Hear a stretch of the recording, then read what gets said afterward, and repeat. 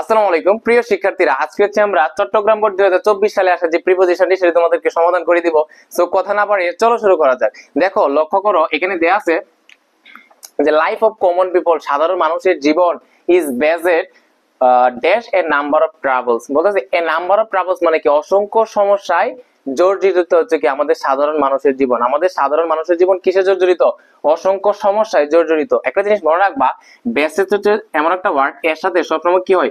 With হয়। বেসেড with মানে কি জর্জরিত, বিজড়িত বা হচ্ছে কি পরিপূর্ণ। তাহলে বেসেড with a number of travels মানে কি অসংখ্য সমস্যায় পরিপূর্ণ, অসংখ্য সমস্যায় বিজড়িত। তাহলে বলো, এই যে পরিপূর্ণ থাকা অর্থে বা জর্জরিত থাকা অর্থে আমরা কোন প্রিপোজিশন ব্যবহার করি? বেসেড উইথ। বেসেডের পরে অ্যাপ্রোপ্রিয়েশন, বেসেডের পরে সবসময় কি ব্যবহৃত হয়? উইথ প্রিপোজিশন ব্যবহৃত হবে। এরপরে লক্ষ্য করো, প্রাইস স্পাইরাল, দ্রব্যমূল্য ঊর্ধ্বগতি হ্যাজ অ্যাডেড, এটা যোগ করেছে এ নিউ সাফারিংস, একটা নতুন দুর্ভোগ, নতুন একটা কি সমস্যা সৃষ্টি করেছে ড্যাশ আওয়ার লাইফ, আমাদের জীবনে। মানে দ্রব্যমূল্য ঊর্ধ্বগতি এটা আমাদের জীবনে একটা নতুন করে দুর্ভোগের সৃষ্টি করেছে। এমনি তো মানুষের জীবন বিভিন্ন সমস্যায় পরিপূর্ণ, এর মাঝেও আবার যে দ্রব্যমূল্য ঊর্ধ্বগতি এটা আমাদের জীবনে, সাধারণ মানুষের জীবন নতুন একটা দুর্ভোগ কি করেছে? যোগ করেছে। তাহলে বলো, আমরা জানি এড একটা ওয়ার্ড, হ্যাঁ, ভার্ব মানে যোগ করা, এড এর পরে অলওয়েজ কি হয়? টু হয়। এড টু মানে যোগ করা, এড টু মানে কি যোগ করা, এটা অ্যাপ্রোপ্রিয়েট পজিশন। দেখো, এড এ নিউ সাফারিংস কি হবে? To our life. এখানে অনেকেই দেখো, আমরা যদি অর্থগত দিক চিন্তা করি, যে দ্রব্যমূল্যের ঊর্ধ্বগতি আমাদের জীবনে কি করেছে? নতুন একটা দুর্ভোগ সৃষ্টি করেছে আমাদের জীবনে। এক্ষেত্রে জীবনে অর্থে অনেকে ইন ব্যবহার করে। সো আমি যেটা মনে করি এখানে এড ওয়ার্ডটা যেহেতু আছে, এড মানে কি যোগ করা, তো যোগ করা অর্থে আমরা এড টু অ্যাপ্রোপ্রিয়েট পজিশনটা নিলে আমি মনে করি এখানে মোর অ্যাপ্রোপ্রিয়েট আর কি। হ্যাঁ, সো তোমরা যদি অর্থ দিকে প্রাধান্য দাও তাহলে এখানে ইন ব্যবহার করতে পারো। তাহলে আমি মনে করি ইনটা না ব্যবহার করে তুমি টুটা ব্যবহার করে, কারণ এড টু মানে যোগ করা। এড ওয়ার্ডটা না থেকে যদি অন্য একটা ওয়ার্ড থাকতো তাহলে আমি ইন দিতাম, সমস্যা ছিল না। কিন্তু এড তো একটা অ্যাপ্রোপ্রিয়েট পজিশন, এজন্য এড এর পরে সবসময় কি হবে? টু হবে। সো এখানে কি দিবা? যে এডেড এ নিউ সাফারিংস, নতুন একটা দুর্ভোগ, নতুন একটা সমস্যা সৃষ্টি করেছে টু আওয়ার লাইফ, আমাদের জীবনে। ইনডিড, প্রকৃতপক্ষে প্রাইস অফ ডেইলি কমোডিটিস, মানে নিত্য দিনের বা নিত্য প্রয়োজনীয় যে দ্রব্যাদি আছে, পণ্য দ্রব্য আছে, হ্যাজ গন, এটা চলে গিয়েছে dash ability of the common people, এই যে আমাদের সাধারণ মানুষ আছি, সাধারণ মানুষের যে ক্ষমতা, সক্ষমতার বাহিরে চলে গেছে। কি চলে গেছে? এই যে দ্রব্যমূল্যের ঊর্ধ্বগতি, হ্যাঁ, বা নিত্য প্রয়োজনীয় দ্রব্যের মূল্য, যে নিত্য প্রয়োজনীয় দ্রব্যের মূল্য হ্যাজ গন, এটা চলে গিয়েছে dash ability of the common people, সাধারণ মানুষের সাধ্যের বাইরে চলে গেছে। তার আমি বলছিলাম একটা ক্লাসে, কোনো কিছুর বাহিরে চলে যাওয়া, সাধ্যের বাইরে চলে যাওয়া, এক্ষেত্রে বাহিরে চলে যাওয়া, বাহিরে অর্থে আমরা কি ব্যবহার করি? বিয়ন্ড প্রিপোজিশন ব্যবহার করি। কি ব্যবহার করি? বিয়ন্ড প্রিপোজিশন ব্যবহার করি। এরপরে দেখো, lake dash supervision is responsible dash it. তাহলে দেখো, লেক মনে রাখবা, লেক অফ মানে অভাব, লেক অফ মানে কি অভাব, এটা একটা অ্যাপ্রোপ্রিয়েশন। লেক এর পরে কখনো যদি ড্যাশ থাকে, তুমি চোখ বন্ধ করে সেখানে কি কোন প্রিপোজিশন ব্যবহার করবা? অফ ব্যবহার করবা।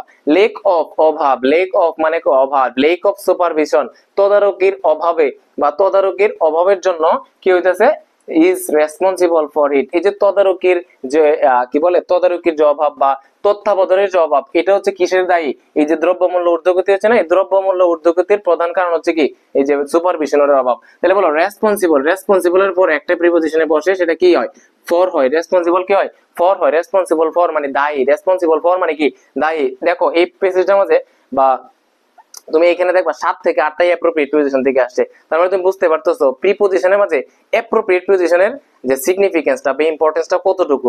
ঠিক আছে ভাই, তোমার 200 থেকে 250 তোমার খুবই মোস্ট ইম্পর্টেন্ট তোমার কি আছে? অ্যাপ্রোপ্রিয়েট পজিশন আছে। এগুলো তুমি মুখস্থ করতে পারো, 6-7টা তুমি হুবহু কমন পারবা, আর 3-4টা তোমার সাধারণ ব্যবহারের ভিত্তিতে আসবে। আচ্ছা, এরপরে লক্ষ্য করো, তারপরে কি জানতে পারলাম এখানে? যে রেসপন্সিবল ফর মানে কি দায়ী। সাম ডিসঅনেস্ট বিজনেসম্যান, কিছু অসৎ ব্যবসায়ী, ডেভয়েড ড্যাশ মোরালিটি, মোরালিটি মানে কি? নৈতিকতা। হ্যাঁ, মোরালিটি মানে কি? নৈতিকতা। তাহলে সাম ডিসঅনেস্ট বিজনেসম্যান, কিছু ব্যবসায়ী মানুষ, devoid of morality, devoid of মানে কি? বিবর্জিত, হ্যাঁ, নীতিহীন এরকম আর কি। ডেভয়েড অফ মানে কি? বিবর্জিত। ডেভয়েড হচ্ছে একটা ওয়ার্ড, এরপরে অলওয়েজ কি হবে? অফ হবে, এটা একটা অ্যাপ্রোপ্রিয়েট পজিশন। ডেভয়েড অফ মানে বর্জিত, হ্যাঁ, বিবর্জিত। ডেভয়েড অফ মানে কি? বিবর্জিত। তাহলে বলা হচ্ছে সাম ডিসঅনেস্ট বিজনেসম্যান, কিছু ব্যবসায়ী, কিছু কি অসৎ ব্যবসায়ী, ডেভয়েড অফ মোরালিটি মানে নীতি বা বিবেক বর্জিত কিছু ব্যবসায়ী, অসৎ ব্যবসায়ী, হোয়ার্ড গুডস, হোয়ার্ড মানে তোমার কি? মজুদ রাখা, নিজের গুডানো রাখা, মানে মানুষের জানানো যে মাল নাই কিন্তু নিজের মজুদে রাখে, এরকম মানে কি ওয়ার্ড। তাহলে সাম ডিসঅনেস্ট বিজনেসম্যান, কিছু অসৎ ব্যবসায়ী, ডেভয়েড অফ মরালিটি, নৈতিকতা বিবর্জিত কিছু অসৎ ব্যবসায়ী, ওয়ার্ড গুডস, এখানে গুড মানে কি ভালো না, এখানে গুডস মানে কি পণ্য, কিছু নীতি বিবেক বিবর্জিত কিছু ব্যবসায়ী, অসৎ ব্যবসায়ী, তারা কি করে তাদের পণ্যগুলা হোয়ার্ড করে, তাদের গুডাউনের মধ্যে কি রাখে, মজুদ করে রাখে। ড্যাশ কুইক প্রফিট, কি দ্রুত মুনাফা লাভের জন্য, দ্রুত মুনাফা লাভের জন্য কিছু অসৎ ব্যবসায়ী তারা কি করে তাদের পণ্যগুলা মজুদ করে রাখে। তাহলে বলো কিসের জন্য, দ্রুত মুনাফা লাভের জন্য। আমি বলেছিলাম ড্যাশের মধ্যে যদি জন্য অর্থ প্রকাশ করে তুমি একটা প্রিপজিশনে ব্যবহার করো, সেটা কি হবে, ফর হবে। বলো ফর কুইক প্রফিট মানে দ্রুত মুনাফা লাভের জন্য। এরপরে দেখো the government should take punitive action, punitive মানে হচ্ছে শাস্তিমূলক, পিউনিটিভ মানে কি শাস্তিমূলক। বলতেছে এখানে দ্য গভর্নমেন্ট শুড, সরকারের উচিত, টেক পিউনিটিভ অ্যাকশন একটা শাস্তিমূলক একটা পদক্ষেপ নেওয়া উচিত, কিসের জন্য বা কাদের জন্য, দোজ পিপল, যারা হচ্ছে তোমার কি করে পণ্যদ্রব্য কি করে তারা ক্রেতাদেরকে বলে পণ্যদ্রব্য নাই, তারা হচ্ছে পণ্যদ্রব্য গুলো কি করে হোয়ার্ড করে রাখে, মজুদ করে রাখে, এই যে কাজ যারা করে এটার কারণে তো দ্রব্যমূল্য ঊর্ধ্ব হয়, ওই সকল মানুষের জন্য কি করা দরকার, সরকারের একটা শাস্তিমূলক ব্যবস্থা নেওয়া উচিত। তাহলে বলো কাদের জন্য শাস্তিমূলক ব্যবস্থা নেওয়া উচিত, ফর দোজ পিপল, এই যে ওই সকল মানুষদের জন্য যারা হচ্ছে দ্রব্যমূল্য কি রাখে, হোয়ার্ড করে রাখে। তাহলে দেখো জন্য অর্থে আমরা কি ব্যবহার করি, বা এখানে নরমালি ফর না ব্যবহার করে তুমি এই প্রিপোজিশনটা ব্যবহার করো যে বিরুদ্ধে, ওই সকল মানুষের বিরুদ্ধে তুমি সরকারের কি নেওয়া উচিত, শাস্তিমূলক একটা অ্যাকশন নেওয়া উচিত। তাহলে বিরুদ্ধে অর্থে আমরা কি ব্যবহার করতে পারি, এখানে এগেইনস্ট ব্যবহার করতে পারি, কি ব্যবহার করতে পারি, এগেইনস্ট ব্যবহার করতে পারি। তাহলে তুমি এখানে ফর ব্যবহার করতে পারো অথবা কি এগেইনস্ট ব্যবহার করতে পারো, ওই সকল মানুষের বিরুদ্ধে কি দরকার, ওই সকল ব্যবসায়ীর বিরুদ্ধে সরকারের একটা অ্যাকশন নেওয়া উচিত। তাহলে ফর ব্যবহার করতে পারো অথবা এখানে এগেইনস্ট ব্যবহার করতে পারো। এরপরে লক্ষ্য করো people of all works dash life, এটা একটা কি বলে phrase, all works of life মানে হচ্ছে তোমার সর্বস্তরের মানুষ, অল ওয়ার্কস অফ লাইফ মানে কি সর্বস্তরের মানুষ।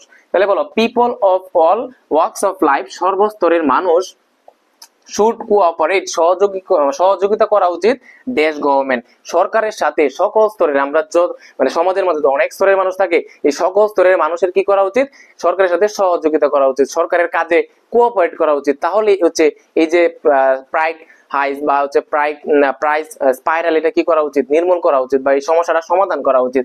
মনে রাখবা কোঅপারেট হচ্ছে একটা ওয়ার্ড, এর সাথে সবসময় কি হয়, উইথ হয়, কোঅপারেট উইথ মানে একটা অ্যাপ্রোপ্রিয়েট প্রিপোজিশন, কোঅপারেট মানে উইথ মানে হচ্ছে সহযোগিতা করা, কোঅপারেট উইথ মানে কি সহযোগিতা করা। তুমি নোট ডাউন করতে পারো, এখানে 7 থেকে 8টা আসছে কোথা থেকে, অ্যাপ্রোপ্রিয়েট প্রিপোজিশন থেকে। তাহলে বলতেছে people of all works of life, সকল স্তরের মানুষ, শুড কোঅপারেট, তাদের কি করা উচিত, সহযোগিতা করা উচিত, উইথ গভর্নমেন্ট, সরকারের সাথে, কিসের জন্য, এই যে ওই সকল ব্যবসায়ীর জন্য যারা হচ্ছে কি করে পণ্যদ্রব্য হোয়ার্ড করে রাখে, তারা হচ্ছে বিক্রি করে না এবং পরে দাম বেশি করে বিক্রি করে। আই থিঙ্ক তোমরা হচ্ছে এটা বুঝতে পারছো। আসসালামু আলাইকুম প্রিয় শিক্ষার্থীরা, আজকে হচ্ছে আমরা ময়মনসিংহ বোর্ড 2024 সালে আসা যে ফ্রেজ ওয়ার্ড সেটা হচ্ছে আমরা সমাধান করব। সো আজকে আর কথা দীর্ঘায়িত না করে চলো শুরু করা যাক। আচ্ছা দেখো, সেলিনা ইজ এ পুর স্টুডেন্ট, সেলিনা হচ্ছে একটা কি দরিদ্র শিক্ষার্থী। She can not afford to buy a cell phone, সে কি করতে পারে না, একটা সেল ফোনই কিনতে পারে না। ড্যাশ এ ল্যাপটপ, একটা ল্যাপটপ তো কি দূরের কথা, চিন্তা করা যায় না, ভাবা যায় না। তো দূরের কথা চিন্তা করা যায় না, ভাবা যায় না, এই অর্থে আমরা কি ব্যবহার করি, অবশ্যই লেট এলন ব্যবহার করি। তুমি দেখো এখানে কি দিবা, লেট এলন ব্যবহৃত হবে। ওকে, আচ্ছা এরপর তুমি দেখো যে দা স্কাই ইজ ক্লাউডি, আকাশ হচ্ছে কি মেঘাচ্ছন্ন। ইট মে রেইন টুডে, আজকে কি হতে পারে, বৃষ্টি হতে পারে। ইউ ড্যাশ লিভ আর্লি, তুমি কি করো, খুব তাড়াতাড়ি চলে যাও বা হচ্ছে ত্যাগ করো, যাই বলো না কেন। দেখো এখানে কি ঘটনা করছে, ড্যাশের পরে কি আছে, ভার্বের বিয়ন আছে, ড্যাশের পরে কি আছে, ভার্বের বিয়ন আছে। তো এখানে কি হতে পারে, হ্যাভ টু হোস্ট হতে পারে, আবার কি হতে পারে, হ্যাড বেটার হতে পারে।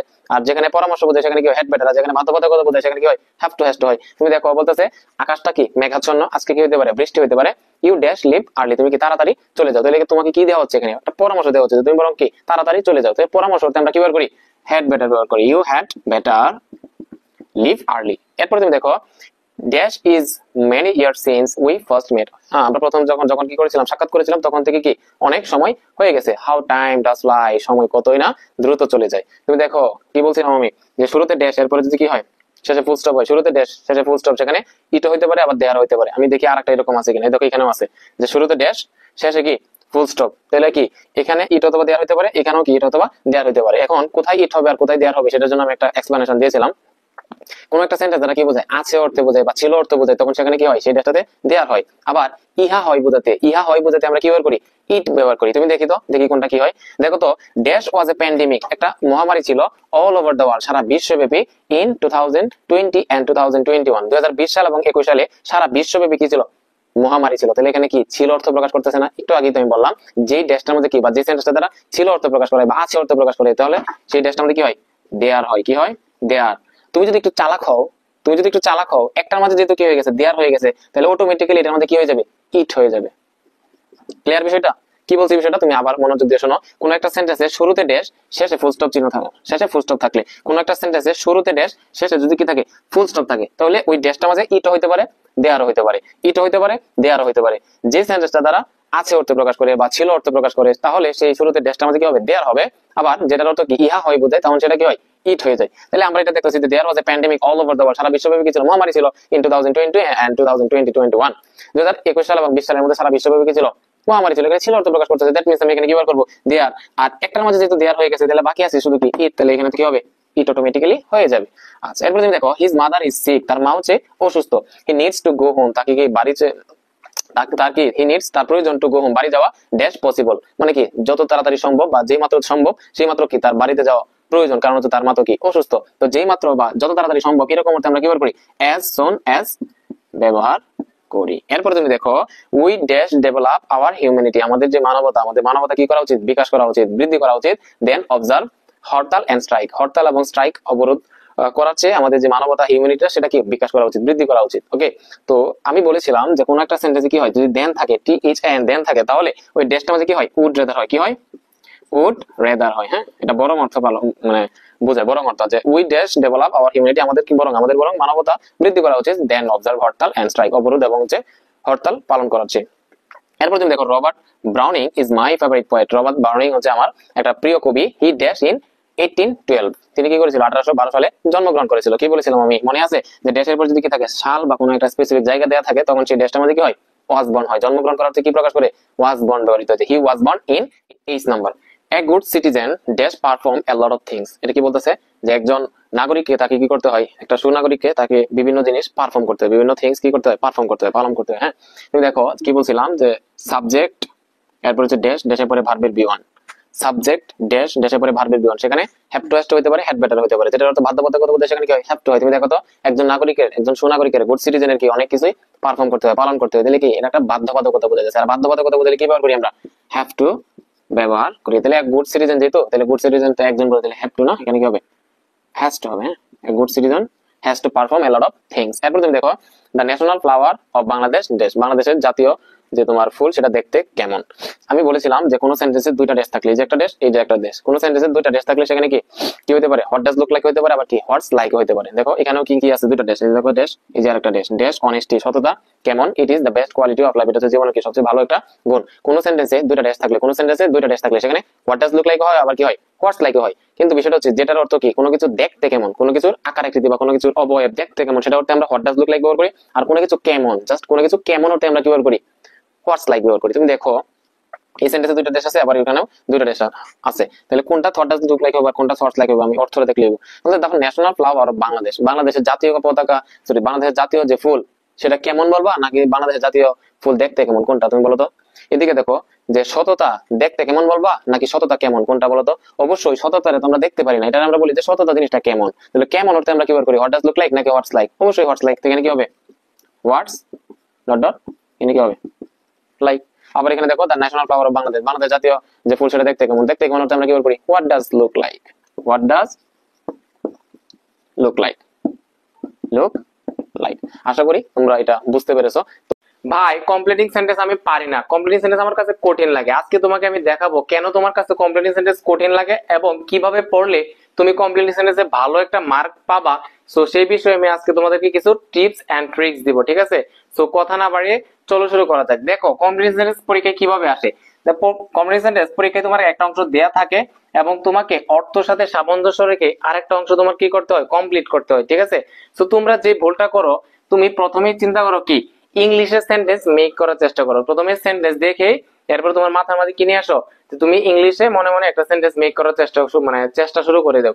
কিন্তু ঠিক না, এটা হচ্ছে তোমার একটা ভুল পদ্ধতি। তুমি যেটা করবা, তুমি যে ইংলিশে একটা অংশ দেয়া থাকবে ওইটার বাংলা মাথার মধ্যে আনবা এবং বাংলায় ওই সেন্টেন্সটা মানে ফুলফিল করার চেষ্টা করবা, কমপ্লিট করার চেষ্টা করবা। তারপরে ওই বাংলাতে তুমি ফুলফিল করবা, ওইটারে জাস্ট স্ট্রাকচার ফলো করে ইংলিশে ট্রান্সফর্ম করে দেবা। জাস্ট এটা হচ্ছে কাজ। আর একটা বিষয় হচ্ছে তোমরা কমপ্লিট সেন্টেন্স করার সময় অনেক হার্ড হার্ড সেন্টেন্স মেক করার চেষ্টা করো, হ্যাঁ কঠিন কঠিন চিন্তা করো না ভাই। তুমি সহজ একটা চিন্তা করে সহজ একটা বাক্য তুমি যদি মানে কমপ্লিট করে দাও, তোমার সমস্যা আছে, তোমার গ্রামাটিক্যালি সমস্যা মানে সঠিক হলে সহজ সেন্টেন্স তুমি যদি মেক করো তুমি 1 নাম্বার পাবা। কিন্তু তুমি যদি অনেক কঠিন সেন্টেন্স মানে মেক করার চেষ্টা করে যায়, তুমি যে গ্রামাটিক্যালি মিস্টেক করো, তুমি কি 1 নাম্বার পাওয়ার পসিবিলিটি আছে? না। সো তুমি চেষ্টা করবে সহজ সহজ সেন্টেন্স মেক করার জন্য। সো দেখো দেখো had you sought my help, এখানে শর্ট শর্ট মানে হচ্ছে তোমার সিক এর পাস্ট পার্টিসিপল ফর্ম হচ্ছে সক মানে শর্ট। সিক মানে হচ্ছে তোমার খোঁজা, সিক মানে খোঁজা বা চাওয়া অন্বেষণ করা, এখানে চাওয়া অর্থে প্রকাশ করতেছে। সিক এর পাস্ট পার্টিসিপল এবং পাস্ট ফর্ম দুটোই সেম, শর্ট আর কি। এখন লক্ষ্য করো had you sought my help, অনেকে বিভ্রান্ত মানে হইতে পারো বা অনেকে হচ্ছে তোমার দ্বিধায় পড়ে যাইতে পারো যে এখানে হেড যে শুরুতে আছে এটা কিভাবে করব। আসলে হেড যদি শুরুতে থাকে তাহলে তুমি মনে রাখবা এখানে কি হবে, ইফ ইউ হেড, এখানে কি আছে মনে করবা ইফ ইউ হেড, তাহলে হেড ইউ মানে হচ্ছে কি if you had, had you মানে হচ্ছে if you had. Had he থাকলে কি হইতো if he had, had I থাকলে কি হইতো ইফ আই হেড হইতো। তাহলে দেখো had you sought my help মানে হচ্ছে if you had sought my help, এটা অর্থ হচ্ছে যদি তুমি সট মাই হেল্প, যদি তুমি আমার সাহায্য চাইতে, সট মানে যেহেতু চাওয়া তাহলে এটা অর্থ হচ্ছে যদি তুমি আমার সাহায্য চাইতে। এখন দেখো যদি তুমি আমার সাহায্য চাইতে তাহলে বাংলা আগে পূর্ণ করো, যদি তুমি আমার কাছে সাহায্য চাইতে তাহলে আমি কি করতাম তোমাকে, আমি তোমাকে সাহায্য করতাম, আমি তোমাকে সাহায্য করতাম। তাহলে লক্ষ্য করো এটা কোন conditional, if plus subject plus had plus verb ভিত্তি, মানে থার্ড কন্ডিশনাল আমাকে পূর্ণ করতে হবে সাবজেক্টের উপরে would have could have might have, এরপরে ভার্বের ভিতরে দিতে হবে।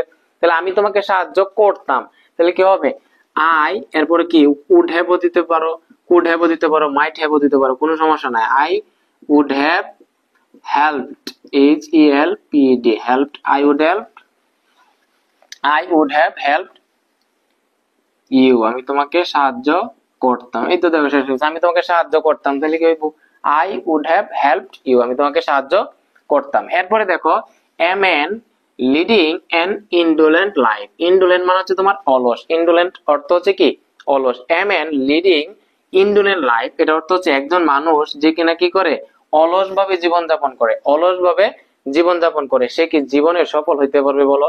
একজন মানুষ যে কি করে কোনো কাজ করে না অলস ভাবে জীবনযাপন করে সে কি করতে পারবে, সে কি সফল হইতে পারবে, সে কি সফল হইতে পারবে জীবনে? তাহলে দেখো এটা ইংলিশে করতে করে দেও যে a man leading an indolent life, সে কি করতে পারে না, সে জীবনে সফল হইতে পারে না। তাহলে কি হবে he a man an indolent life cannot succeed, succeed in life, সে কি করতে পারে না জীবনে সফল হইতে পারে না। এরপরে লক্ষ্য করো strike the rod, strike the rod এটা হচ্ছে তোমার কোথা থেকে আসছে, এটা হচ্ছে তোমার প্রবাদ বাক্য থেকে আসছে। কমপ্লেন সেন্টেন্স তুমি যখন করতে যাও একটা তোমার প্রবাদ বাক্য থেকে আসে, এটা হচ্ছে প্রবাদ থেকে আসছে। বলতে strike the rod while it is hot, while it is hot, strike the rod while it is hot, এটা অর্থ হচ্ছে তোমার যুগ বুঝে কোপ মারা, অর্থাৎ মানে সঠিক সময়ে সঠিক পদক্ষেপ নেওয়া, অর্থাৎ সময় মতো কাজ করা, যখন যে কাজটা করার সময় ওই সময় ওই কাজটা করা হচ্ছে তোমার কি যুগ বুঝে কোপ মারা। এবং ইংলিশে হচ্ছে তোমার strike the rod while it is hot, যুগ বুঝে কোপ মারা। তোমাকে প্রবাদ বাক্যের একটা অংশ দেওয়া আছে, তোমাকে কি পরবর্তী যতটুকু অংশ প্রবাদ বাক্যের বাকি থাকে এটা তুমি কি করে দিলা এখানে ফিল আপ করে দিলা। এরপরে দেখো the man who love their country, the man মানুষগুলা হু লাভ দেয়ার কান্ট্রি, যে মানুষগুলা তার দেশকে কি করে ভালোবাসে, সেই মানুষগুলা কি আসলে প্রকৃতপক্ষে তাদেরকে কি ডাকা হয়, তাদেরকে কি বলা হয়, তারা কি প্রকৃতপক্ষে তারা কি দেশপ্রেমিক না? যে মানুষদের কি করা হয়, যে মানুষরা তার দেশকে কি করে ভালোবাসে তারা হচ্ছে কি, তারা কি প্রকৃত কি দেশপ্রেমিক না? তারা কি দেশপ্রেমিক না? তাহলে তারা হয় দেশপ্রেমিক, তাহলে কি হবে বা তাদেরকে দেশপ্রেমিক ডাকা হয় কি হবে বলো? কান্ট্রি আর কল্ড, তাদেরকে ডাকা হয় কি ডাকা হয় প্যাট্রিয়টস, তাদের কি ডাকা হয় দেশপ্রেমিক ডাকা হয়। যে the man who love their country, মানুষগুলা হু লাভ দেয়ার কান্ট্রি, যে মানুষগুলা তারা কি করে দেশকে ভালোবাসে, are called patriots. Are called কেন হয়েছে? কারণ হচ্ছে ম্যান কি প্লোরাল, ম্যান কি হচ্ছে প্লোরাল, ম্যান মানে হচ্ছে মানুষগুলা বোঝাচ্ছে এখানে। এরপরে দেখো বি পাংচুয়াল ইন স্টাডিজ, তোমার পড়াশোনায় কি হও সময় নিষ্ঠা হও, তুমি পড়াশোনায় কি করো সময় দেও, পড়াশোনায় তুমি সময় দেও।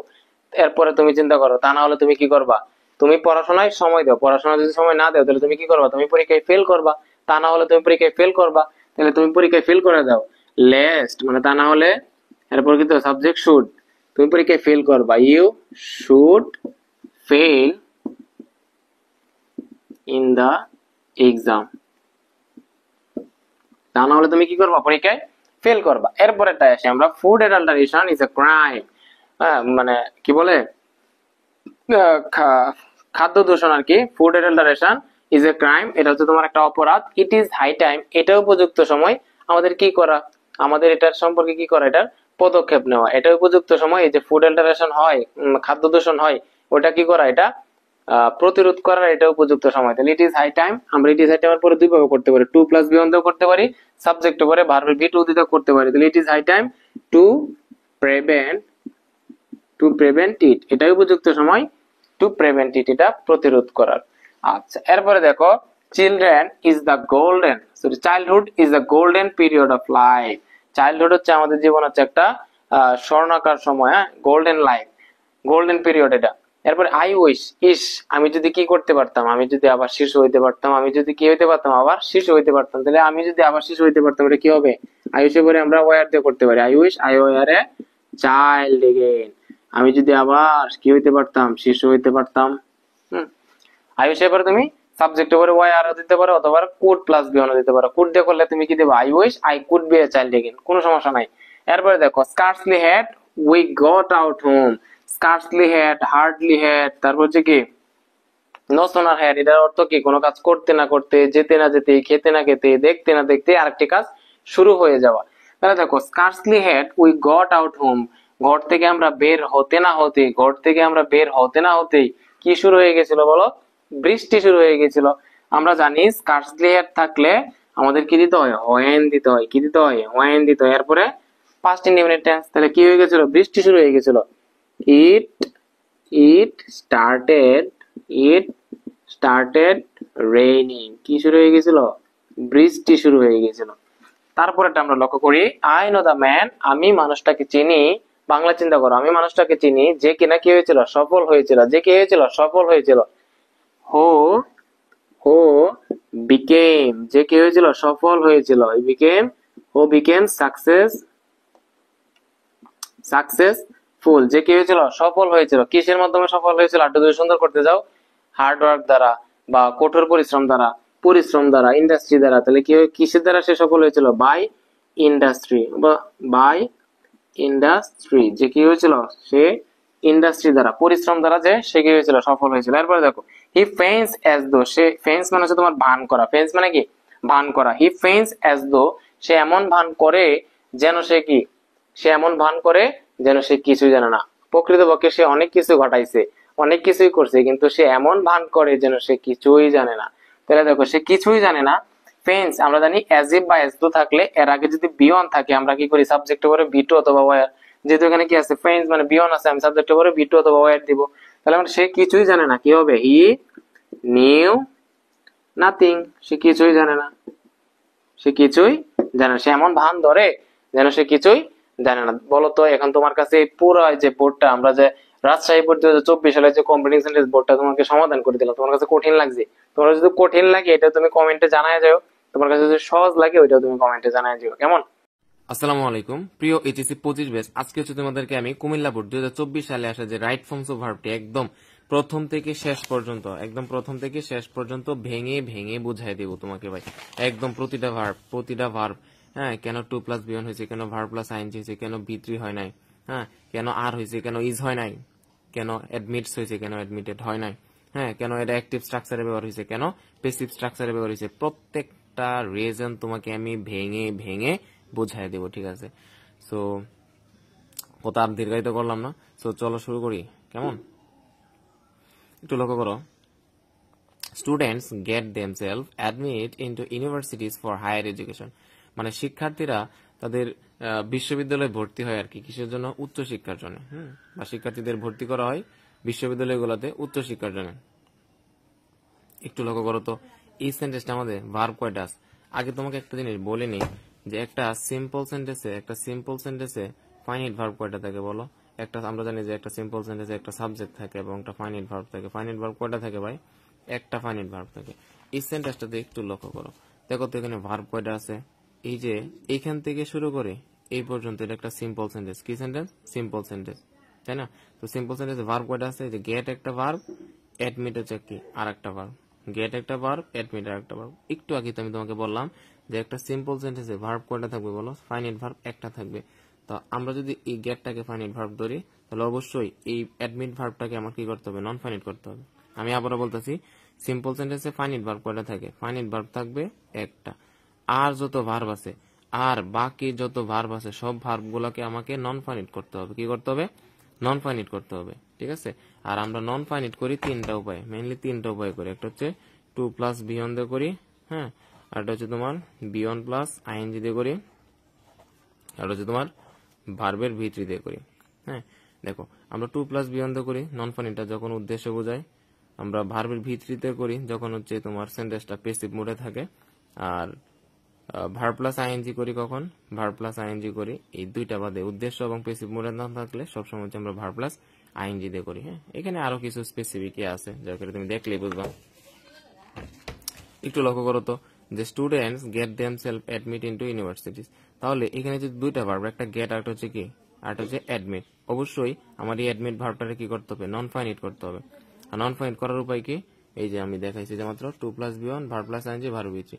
একটু লক্ষ্য করো তো যে শিক্ষার্থীরা তাদেরকে ভর্তি করে নাকি শিক্ষার্থীদের ইউনিভার্সিটি গুলোতে ভর্তি করা হয়? অবশ্যই কি তাদেরকে ভর্তি করা হয়, মানে কি প্যাসিভ মোডে আছে। সো প্যাসিভ মোডে থাকলে আমরা কি করি বলতো? এই যে কয় নাম্বারে করি? 3 নাম্বার নিয়ম দিয়ে করবো। ভার্বটারে কি করে দিব? ভার্ব 3 করে দিব। তো অ্যাডমিটটা কি হয়ে যাবে? এখানে অ্যাডমিটেড হয়ে যাবে। কি হবে? অ্যাডমিটেড। আনসারটা কি হবে? অ্যাডমিটেড। আনসারটা কি হবে? অ্যাডমিটেড। হ্যাঁ,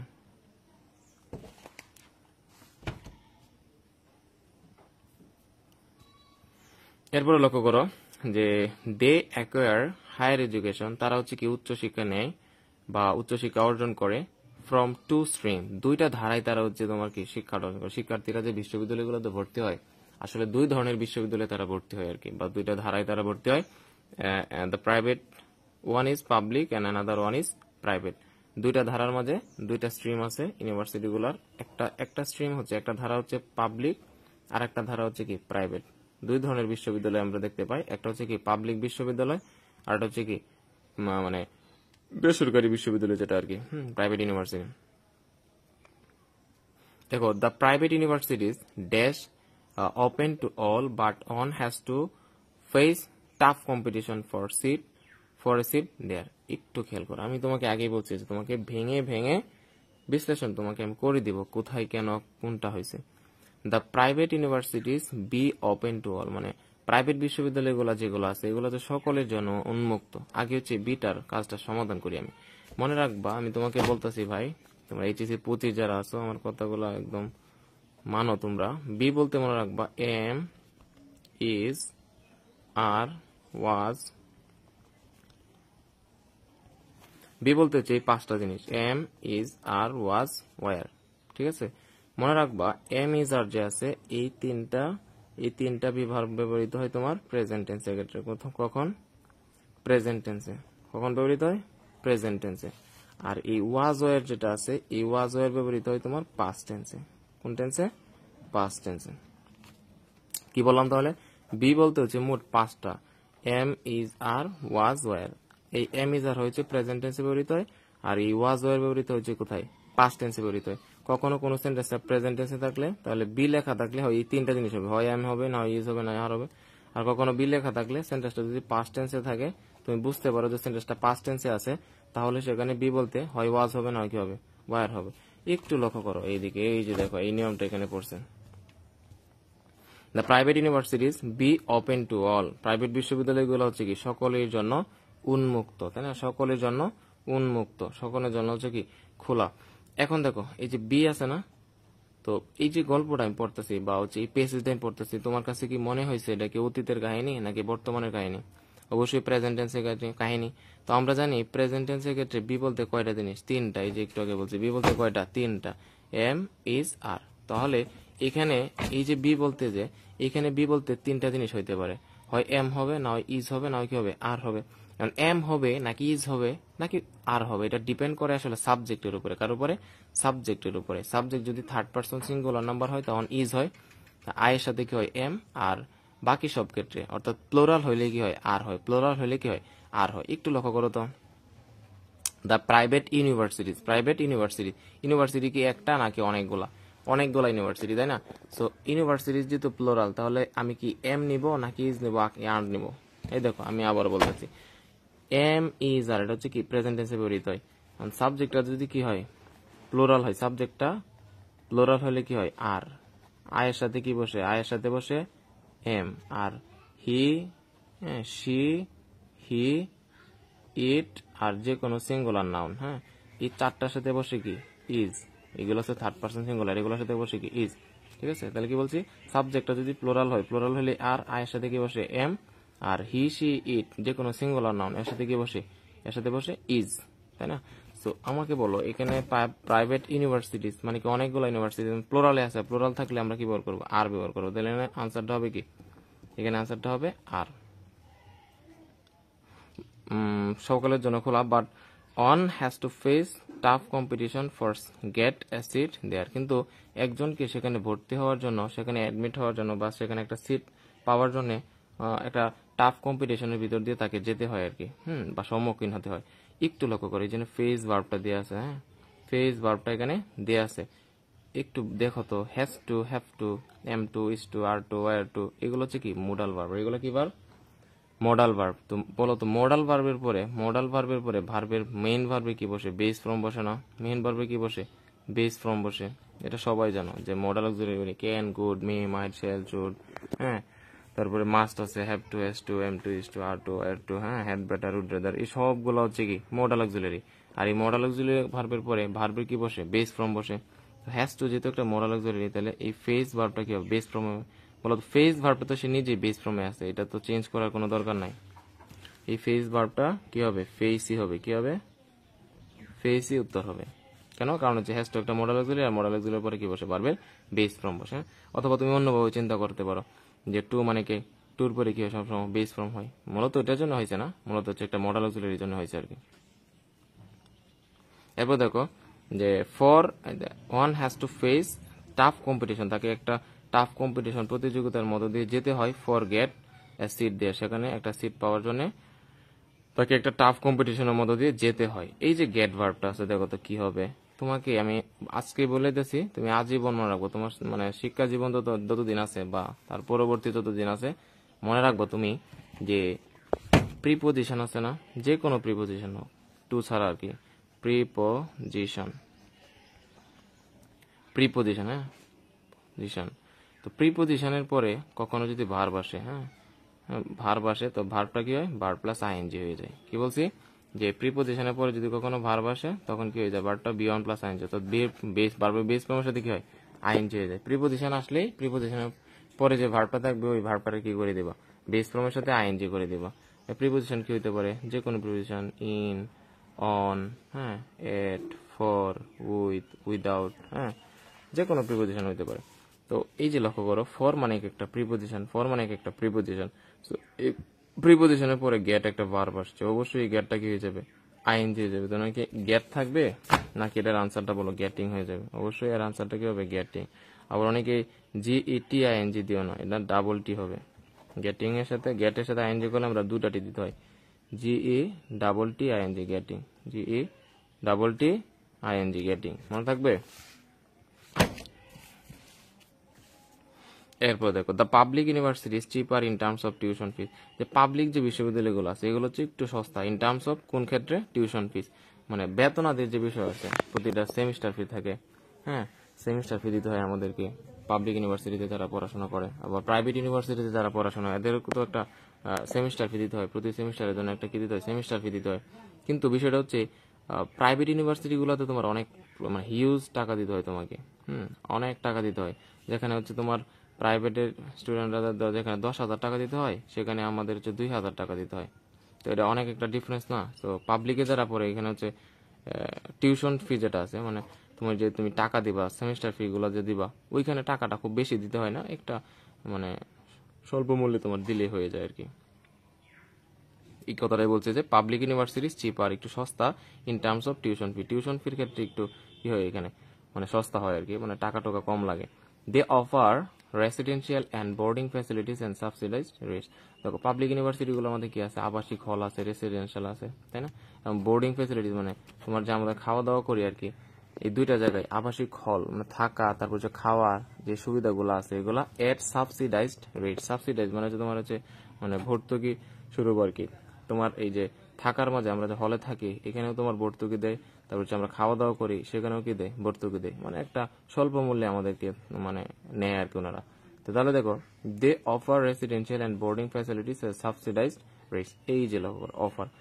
দেখো এটা হচ্ছে একটা প্রেজেন্ট ইনডিফিনিট টেন্স, মানে তারা হচ্ছে তোমার কি করে, সাবসিডাইজ রেটস এর রেসিডেন্সিয়াল এবং বোর্ডিং ফ্যাসিলিটিস তারা সুবিধা দিয়ে থাকে, অফার করে থাকে।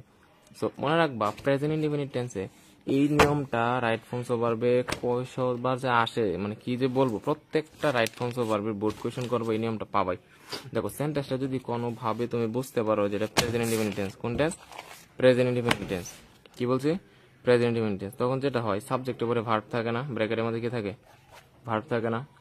সো মনে রাখবা যদি প্রেজেন্ট ইনডিফিনিট টেন্স হয় তখনই ভার্বটা হয় ব্র্যাকেটের ভার্বটাই থাকবে, না হয় কি হবে, এর সাথে এস বাই এ যুক্ত হবে, এর সাথে এস, এটার সাথে এস অথবা এ যুক্ত হবে। কি বলছি, সেন্টেন্সটা যদি প্রেজেন্ট ইনডিফিনিট হয়, যেমন আমি যদি বলি ফেস, ব্র্যাকেটের মধ্যে ধরো ফেস ভার্বটা আছে, তো ফেস ভার্বটা যদি থাকে, যদি প্রেজেন্ট ইনডিফিনিট টেন্স হয়, এই ফেস ভার্বটা হয় ফেস থাকবে না হয় কি হয়ে যাবে, ফেসেস হয়ে যাবে, কি হয়ে যাবে, ফেসেস হয়ে যাবে। প্রেজেন্ট ইনডিফিনিট টেন্সের ক্ষেত্রে ভার্ব দুইটা বিষয় হতে পারে। কি বলছি, একটু মনোযোগ দিয়ে লক্ষ্য করো, প্রেজেন্ট সেন্টেন্সটা যদি প্রেজেন্ট ইনডিফিনিট টেন্স হয় তো এই ফেস ভার্বটা, এই ব্র্যাকেটের ভার্বটা হয় ব্র্যাকেটের ভার্বই থাকবে, তো ফেস ভার্বটা ফেস থাকবে না হয় কি হয়ে যাবে, ফেসেস হয়ে যাবে। এখন কখন ফেস হবে আর কখন ফেসেস হবে, এই ফেসেস হয় সাবজেক্ট যদি চারটা জিনিস হয়, চারটা মানে থার্ড পারসন সিঙ্গুলার, হি, সি, ইট আর যে কোনো সিঙ্গুলার নাউন, এই চারটা ক্ষেত্রে সবসময় ভার্বের সাথে কি হয়, এস বাই এস, অর্থাৎ ফেসটা কি হয়ে যাবে, ফেসেস হয়ে যাবে এই চারটা ক্ষেত্রে।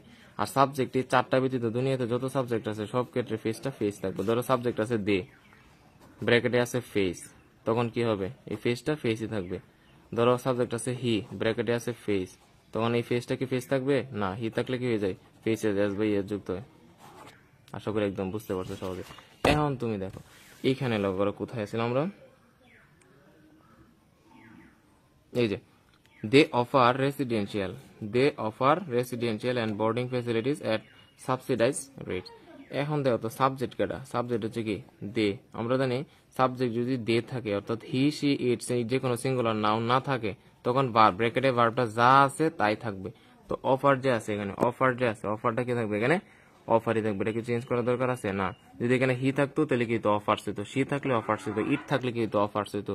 তো যেহেতু এখানে থার্ড পারসন সিঙ্গুলার নাই তাহলে ভার্ব যা আছে ব্র্যাকেটের ভার্বটা তাই হবে।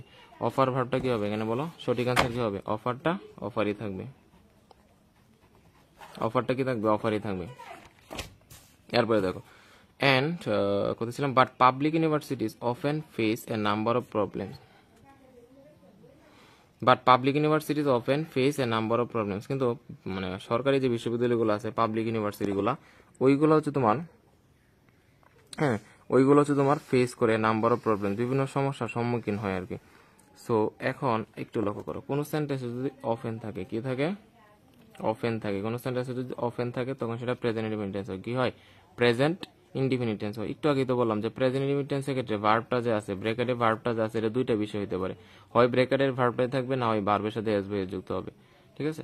সো একটু লক্ষ্য করো তো, বাট পাবলিক ইউনিভার্সিটিজ অফেন, এখানে সাবজেক্ট কাটা, public universities, public universities, public universities কি, ইউনিভার্সিটিজ কি, এটা কি থার্ড পারসন সিঙ্গুলার, হি, সি, যে কোনো সিঙ্গুলার নাউনের মধ্যে পড়ছে, সিঙ্গুলার নাউনের মধ্যে পড়ছে না, তো এটা যেহেতু প্লোরাল তাহলে আমার ব্র্যাকেটের যে ভার্বটা আছে এটা তো তোমার কোনো চেঞ্জ করার দরকার নাই, ফেস ভার্বটা কি থাকবে এখানে, ফেসই থাকবে। আর যদি শুধু ইউনিভার্সিটিজ না হয় পাবলিক ইউনিভার্সিটি হইতো তখন কিন্তু মানে ফেসেস হইতো আর কি। তো এখানে ফেস ভার্বটা কি হবে, ফেসই হবে। একটু আগের যে নিয়মটা পড়াইছিলাম এটার মধ্যেই পড়ছি, কিন্তু দেখবো প্রতিটা বোর্ডের মধ্যে দুইটা তিনটা এই নিয়মটা দিয়েই দেয়। এরপরে লক্ষ্য করো, the student politics play a vital role in deteriorate the academic environment there। বলতেছে এই যে পাবলিক ইউনিভার্সিটি গুলো আছে এইগুলোর মধ্যে একটা বিষয় হচ্ছে তোমার স্টুডেন্ট পলিটিক্স থাকে আর কি, হ্যাঁ, ছাত্র রাজনীতি যেটা আর কি, এই বিষয়টা হচ্ছে তোমার একটা গুরুত্বপূর্ণ ভূমিকা পালন করে। কোথায় ভূমিকা পালন করে? যে বিশ্ববিদ্যালয়ে যে তোমার একাডেমিক যে এনভায়রনমেন্ট আছে, একাডেমিক যে তোমার এটা আছে, পরিবেশটা আছে, ওইটার মধ্যে তোমার কি করে, ওইটার অবস্থাটা একটু অধপতন করে নেয়, একটু বাজে করে ফেলে। কিসের জন্য? ছাত্র রাজনীতির কারণে। তো এখানে আমরা যদি দেখি student politics play a vital role, যেহেতু এটা প্রেজেন্টেটিভ ইন্টেন্স, মানে এটা ভূমিকা রাখে প্রেজেন্টেটিভ ইন্টেন্স। প্রেজেন্টেটিভ ইন্টেন্সে আমি একটু আগে বলছি, দেখো 3 বার আসছে এই নিয়মটা, আরো কি আসছে কিনা, যে প্রেজেন্টেটিভ ইন্টেন্সে ভার্বটা যে আছে, ব্র্যাকেটের ভার্বটা হয় ব্র্যাকেটের ভার্বই থাকবে, প্লে ভার্বটা হয় প্লে থাকবে, না হয় কি হবে, এর সাথে এস বাই এস যুক্ত হবে, হয় প্লে হবে না হলে প্লেস হবে, হয় প্লে হবে না হয় প্লেস হবে। প্লেস কখন হবে? প্লেস হবে 4টা ক্ষেত্রে। সাবজেক্ট যদি হি, সি, ইট যে কোনো সিঙ্গুলার নাম হয় তখন হবে প্লেস, এছাড়া বাকি সব ক্ষেত্রে হবে কি, প্লে ভার্বটা প্লেই থাকবে। এখন আমাকে বলো যে student politics play a vital role, এখন কি হবে বলো তো? স্টুডেন্ট পলিটিক্স, আমরা জানি পলিটিক্স ভার্বটা, পলিটিক্স যে নাউনটা, এটা দেখতে দেখা যায় প্লুরাল, যে এস আছে, পলিটিক্স দেখা যায় প্লুরালের মতো, কিন্তু প্লুরাল না, কিন্তু প্লুরাল হচ্ছে কি, এই পলিটিক্স ওয়ার্ডটা হচ্ছে একটা সিঙ্গুলার নাউন। তো স্টুডেন্ট পলিটিক্স যেহেতু 3rd পারসন সিঙ্গুলার বোঝাচ্ছে, তো ভার্বের সাথে কি হবে? এস বাই এস, মানে প্লেস হবে। অনেকেই আবার বলতে পারে যে ভাই পলিটিক্স আছে, প্লুরাল আছে, তাহলে তো আমার তো প্লে ভার্বটা প্লে থাকবে না। প্লে পলিটিক্স এর ক্ষেত্রে একটু ভিন্ন আর কি। পলিটিক্স এটা দেখা যায়, কিছু কিছু ওয়ার্ড আছে দেখা যায় প্লুরালের মতো, কিন্তু মূলত হচ্ছে এটা কি সিঙ্গুলার নাউন। তো পলিটিক্স হচ্ছে তার মধ্যে একটা সদস্য আর কি, যে পলিটিক্স দেখা যায় প্লুরাল কিন্তু মূলত হচ্ছে একটা সিঙ্গুলার। তো সিঙ্গুলার যদি হয় 3rd পারসন সিঙ্গুলার, তখন ভার্বের সাথে কি করি আমরা? এস বাই এস যুক্ত করি। এই প্লেসটা কি হয়ে গেছে? প্লেটা কি হয়ে গেছে? প্লেস হয়ে গেছে। এরবার একটু লক্ষ্য করো যে ইন হচ্ছে একটা প্রিপোজিশন, এরপরে দেখো ডিটেরিওরেট একটা ভার্ব আসছে, তো তুমি ভার্বটা কি হয়ে যাবে? ভার্ব প্লাস আইএনজি হয়ে যাবে। আমরা জানি প্রিপোজিশনের পরে যে ভার্বটা আছে, ভার্বটা কি হয়ে যাবে? ভার্ব প্লাস আইএনজি হয়ে যাবে। তো অনেকে ডিটেরিওরেট রাখবা, নাকি ডিটেরিওরেটিং হয়ে যাবে, বলো ভার্ব প্লাস আইএনজি হয়ে যাবে। তাহলে কি হবে? এটা ডিটেরিওরেটিং, হ্যাঁ, ভার্ব প্লাস আইএনজি করে দিলাম, ডিটেরিওরেটিং, ঠিক আছে? কারণ হচ্ছে ইন হচ্ছে একটা কি প্রিপোজিশন, এরপরে যে ভার্বটা আসছে ভার্বটা কি হয়ে গেছে? আইএনজি হয়ে গেছে। সো এরপর লক্ষ্য করো, এজ এ রেজাল্ট ফলশ্রুতিতে স্টুডেন্ট ফেস সেশন জ্যাম। এই যে বিশ্ববিদ্যালয়গুলোতে তোমার স্টুডেন্ট পলিটিক্স থাকে, এই কারণে তোমার হচ্ছে বিশ্ববিদ্যালয়গুলোতে সেশন জ্যাম পড়ে যায়, হ্যাঁ, দেখবো যে যেখানে 4 বছরে অনার্স করার কথা, এখানে তোমার 5 বছর লেগে যায়, একটা সেশন জ্যামে পড়ে যায়। সো স্টুডেন্টরা কি করে? সেশন জ্যাম ফেস করে। তো এটা হচ্ছে কি একটা প্রেজেন্ট ইনডিফিনিট টেন্স। আর প্রেজেন্ট ইনডিফিনিট টেন্সে দেখো 4 বার চলে আসছে এই নিয়মটা। প্রেজেন্ট ইনডিফিনিট টেন্সে কি হয়? ব্র্যাকেটের ভার্বটা হয় ব্র্যাকেটের ভার্বই থাকবে, না হয় কি হয়ে যাবে? ভার্বের সাথে এস বাই এস যুক্ত হবে। সো এখানে যেহেতু ফেস আছে, হয় ফেস হবে না হয় কি হবে? ফেস হবে। দেখো তো এজ এ রেজাল্ট স্টুডেন্টস কি 3rd পারসন সিঙ্গুলার? না, অবশ্যই কি প্লুরাল, 3rd পারসন প্লুরাল। তার 3rd পারসন প্লুরালের ক্ষেত্রে তো ব্র্যাকেটের ভার্বটা যা আছে তাই থাকবে, এর সাথে কোনো এস বা এস কোনো কিছু যুক্ত হবে না। তো ফেস ভার্বটা এখানে ফেসটা ফেসই থাকবে, হ্যাঁ। দেখছো একটা নিয়ম কতবার আসছে। এরপর লক্ষ্য করো, so the conscious and moneyed person, যারা হচ্ছে সচেতন এবং হচ্ছে টাকাওয়ালা মানুষ, যারা impress by the private university, যে তারা হচ্ছে তোমার প্রাইভেট বিশ্ববিদ্যালয়ে দ্বারা কি হয়? ইমপ্রেস হয়। কেন না? কারণ হচ্ছে তারা চায় না আসলে তাদের সন্তানদের পাবলিক বিশ্ববিদ্যালয়ে ভর্তি করুক, বা যেহেতু এখানে একটা স্টুডেন্ট পলিটিক্সের ব্যবস্থা করা আছে, অনেকে ভয় পায় তোমার হচ্ছে প্রাইভেটেই ভর্তি করে ফেলে, যাকে একটু টাকা বেশি হোক সমস্যা নাই।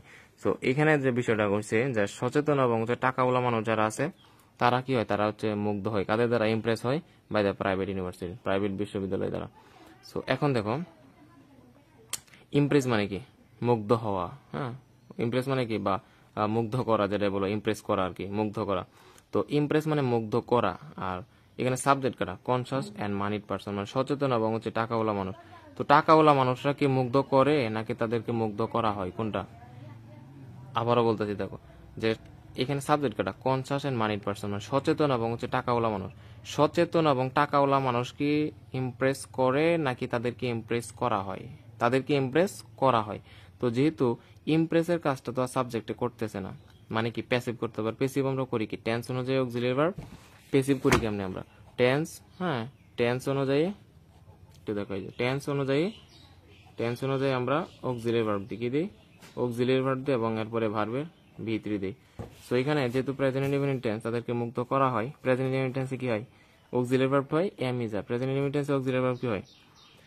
এম ইজ আর, এরপরে কি হবে? ভার্বের ভিতরি হবে। তো সাবজেক্ট কাটা কনসাস এন্ড মানিড পারসন, হ্যাঁ। কনসাস এন্ড মানিড পারসন মানে কি? একটা প্লুরাল সাবজেক্ট, আর প্লুরাল হলে কি হয়? আর হয়, কি হয়? আর হয়। এরপরে কি দরকার? ভার্বের ভিতরি। ইমপ্রেসটা কি হয়ে যাবে? ইমপ্রেসড হয়ে যাবে, হ্যাঁ, ভার্বের ভিতরি করে দিলাম, PRESSED ইমপ্রেসড,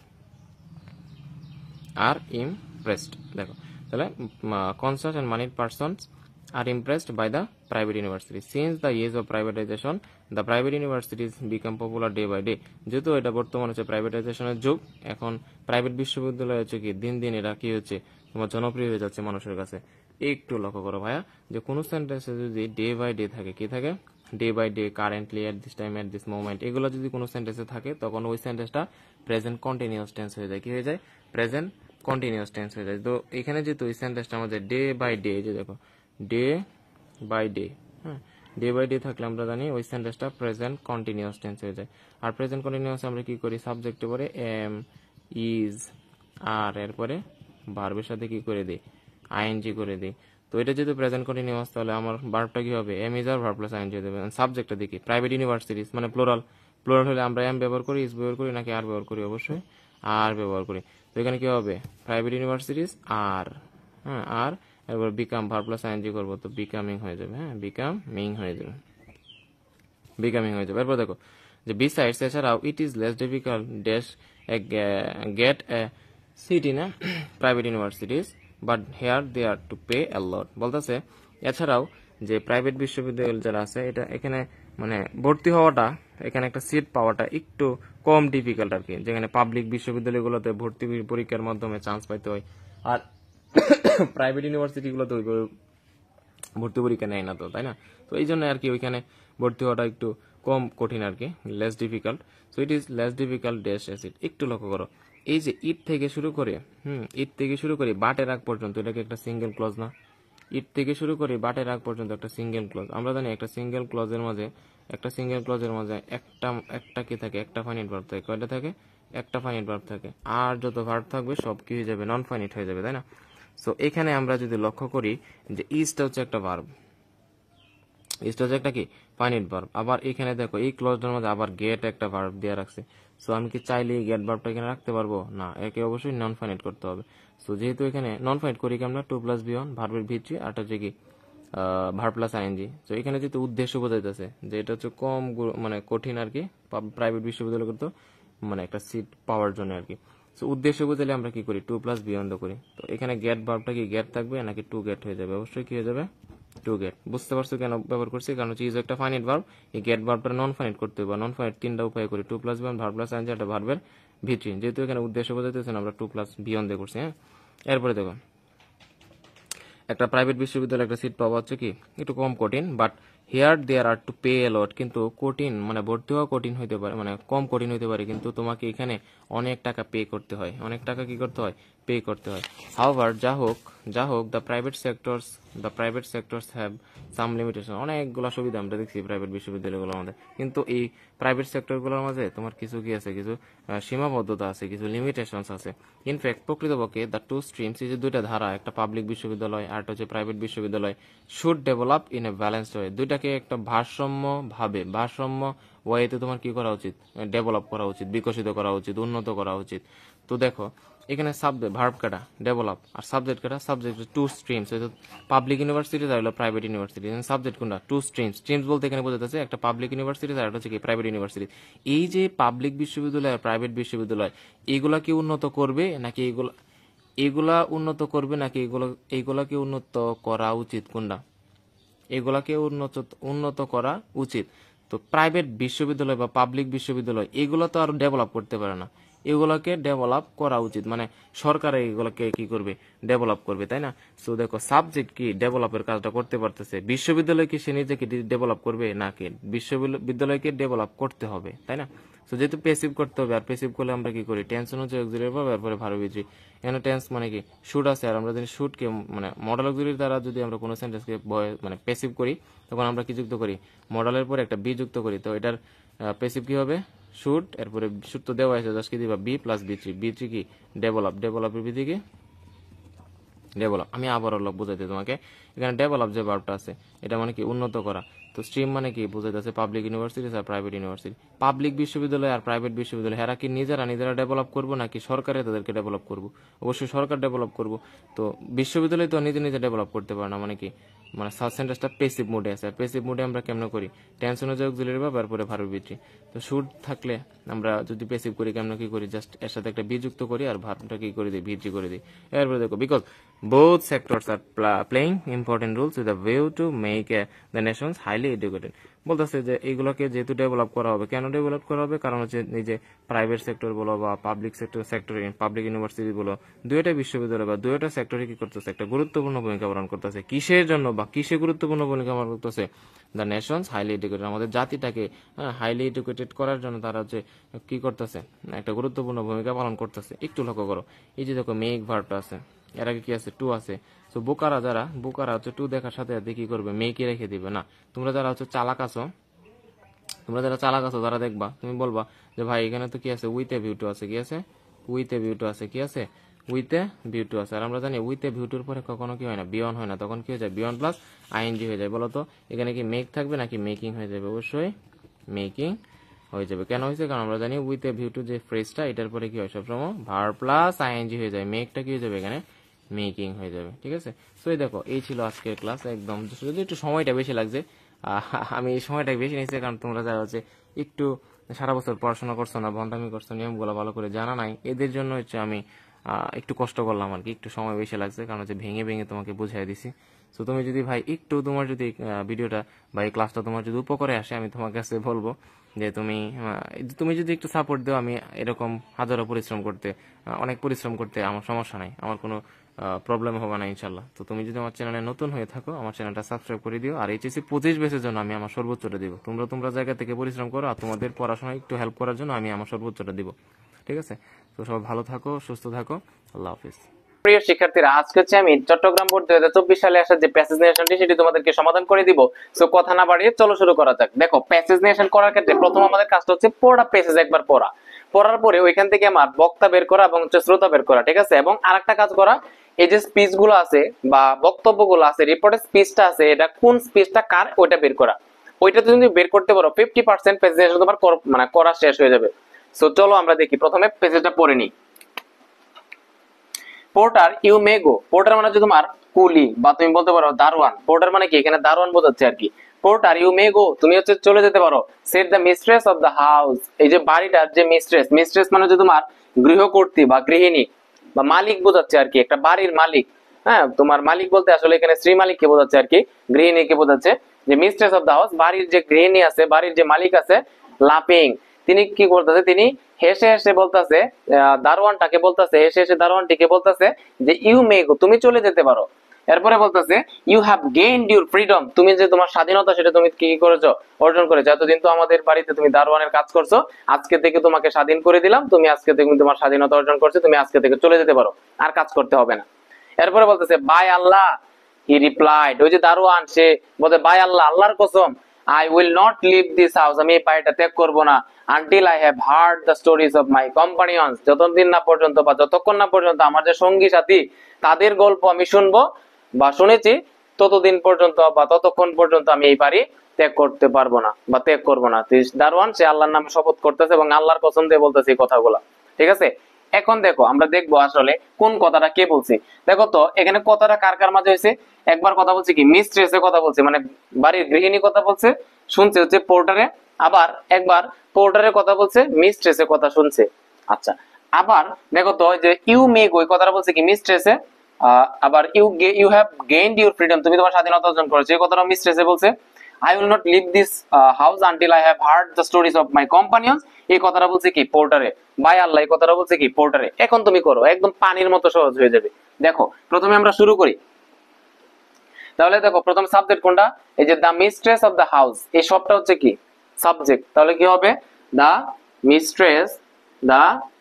আচ্ছা দেখো আমি একটা জিনিস তোমাদেরকে আগে বলিনি, কোন সেন্টেন্সে রিপোর্টিং ভার্বে যদি তোমার প্রেজেন্ট পার্টিসিপল অথবা প্রেজেন্ট পার্টিসিপল ফ্রেজ থাকে, প্রেজেন্ট পার্টিসিপল জিনিসটা কি বিয়ন্ড প্লাস আইএনজি, প্রেজেন্ট পার্টিসিপল জিনিসটা কি বিয়ন্ড প্লাস আইএনজি, শুধু বিয়ন্ড প্লাস আইএনজিও থাকতে পারে, সাথে কিছু ওয়ার্ডও থাকতে পারে, তখন সেটা হয়ে যায় প্রেজেন্ট পার্টিসিপল ফ্রেজ আর কি।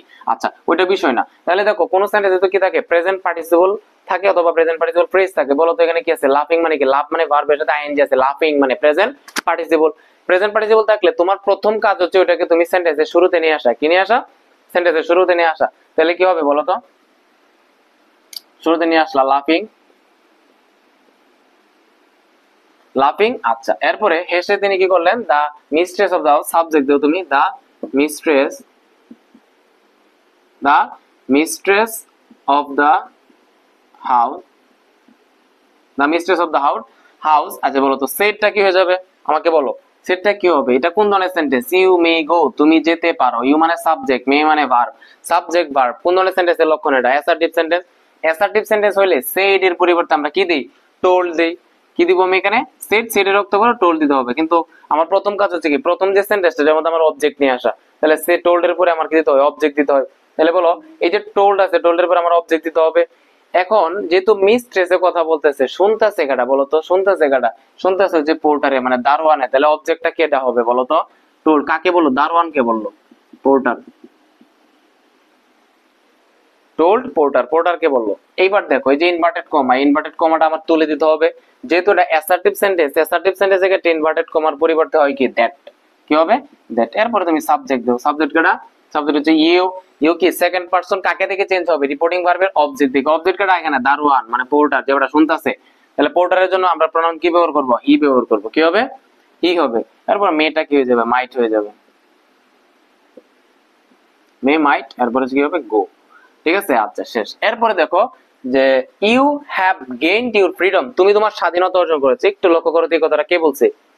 এটা কি মালিকে বলছে না, বা গৃহিণী বলছে না? ঘরের ঘরের যে বাড়ির যে তোমার গৃহিণী বা কর্ত্রী, গৃহকর্ত্রী, উনি বলছে না যে তুমি আজকে থেকে কি করছো? তুমি তোমার স্বাধীনতা অর্জন করেছো। তাহলে দেখো পরপর এই কথাটাও বলছে তোমার মিস্ট্রেসে, আবার এই কথাটাও বলতেছে কি? মিস্ট্রেসে। তো পরপর দুইবার অ্যাসার্টিভ সেন্টেন্সে কথা বলতেছে।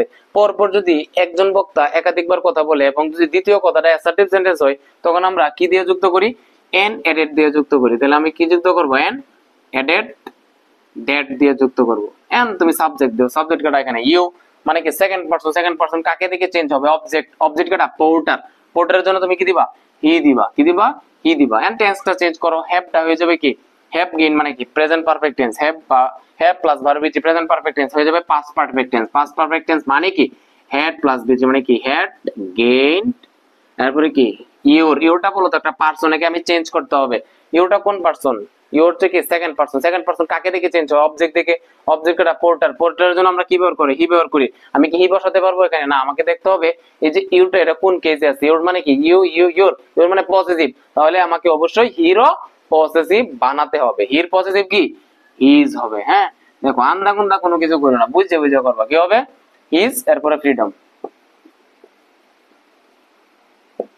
আচ্ছা এরপর দেখো by Allah he replied I will not leave this house until I have heard the stories of my companions, আমি যতক্ষণ না পর্যন্ত আমার বন্ধু বান্ধব বা বন্ধু বা আমার সঙ্গীর গল্প না পর্যন্ত যে পর্যন্ত শুনবো সেই পর্যন্ত আমি হচ্ছে বাড়ি ত্যাগ করবো না। আল্লাহর কসম, আল্লাহর কসম করে বলতেছে ওই দারোয়ানটা।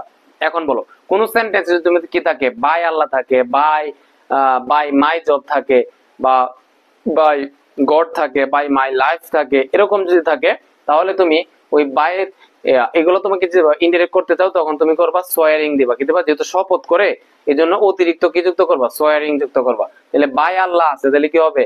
Soaring by Allah. যদি বাই গড থাকতো তাহলে কি হইতো? Swearing by God. তাহলে যেহেতু বাই আল্লাহ আছে তুমি কি করবে? এটা সোয়ারিং মানে শপথ। SWEARING, swearing by Allah, swearing by Allah. এরপর তুমি করো যে হি রিপ্লাইড, হি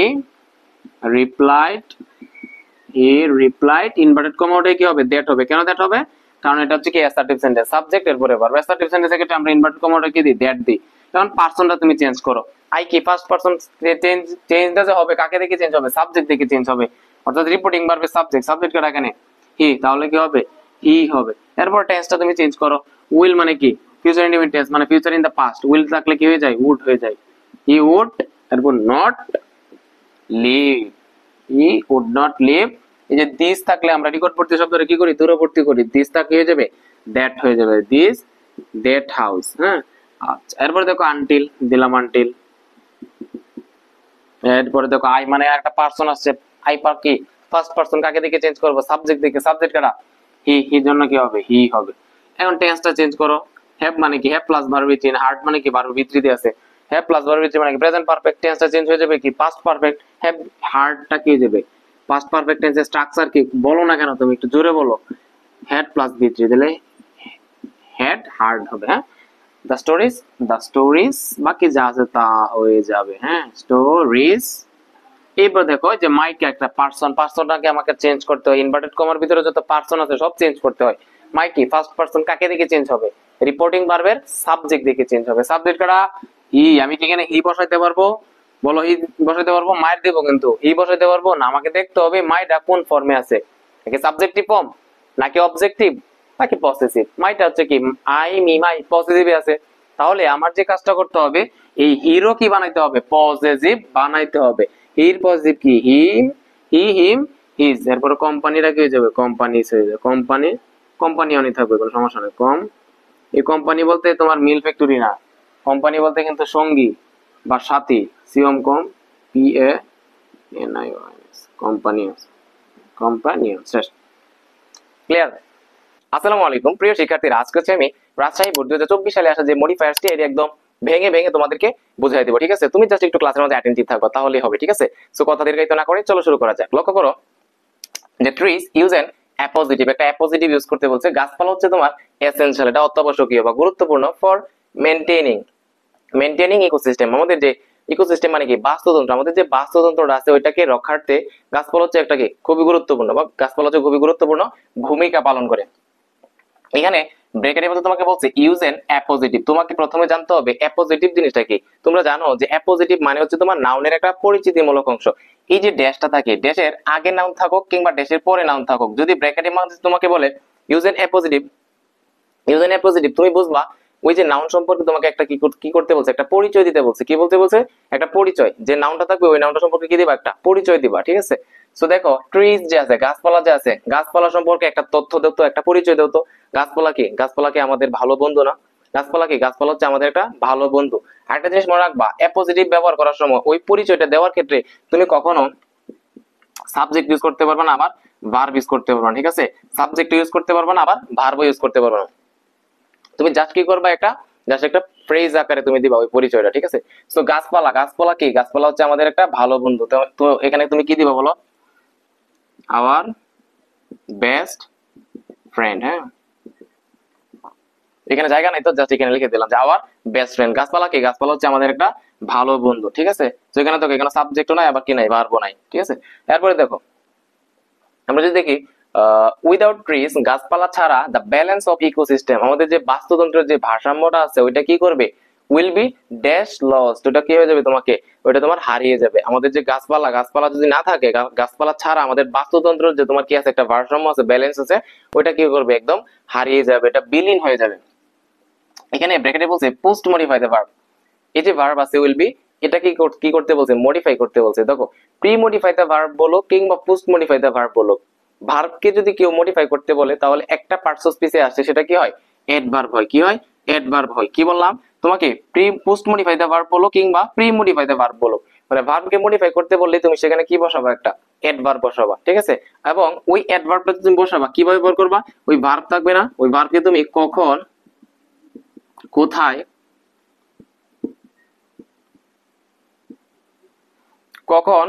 এবং কিভাবে দ্বারা প্রশ্ন করবা। ঠিক আছে, তাহলে আমি কি বলছি?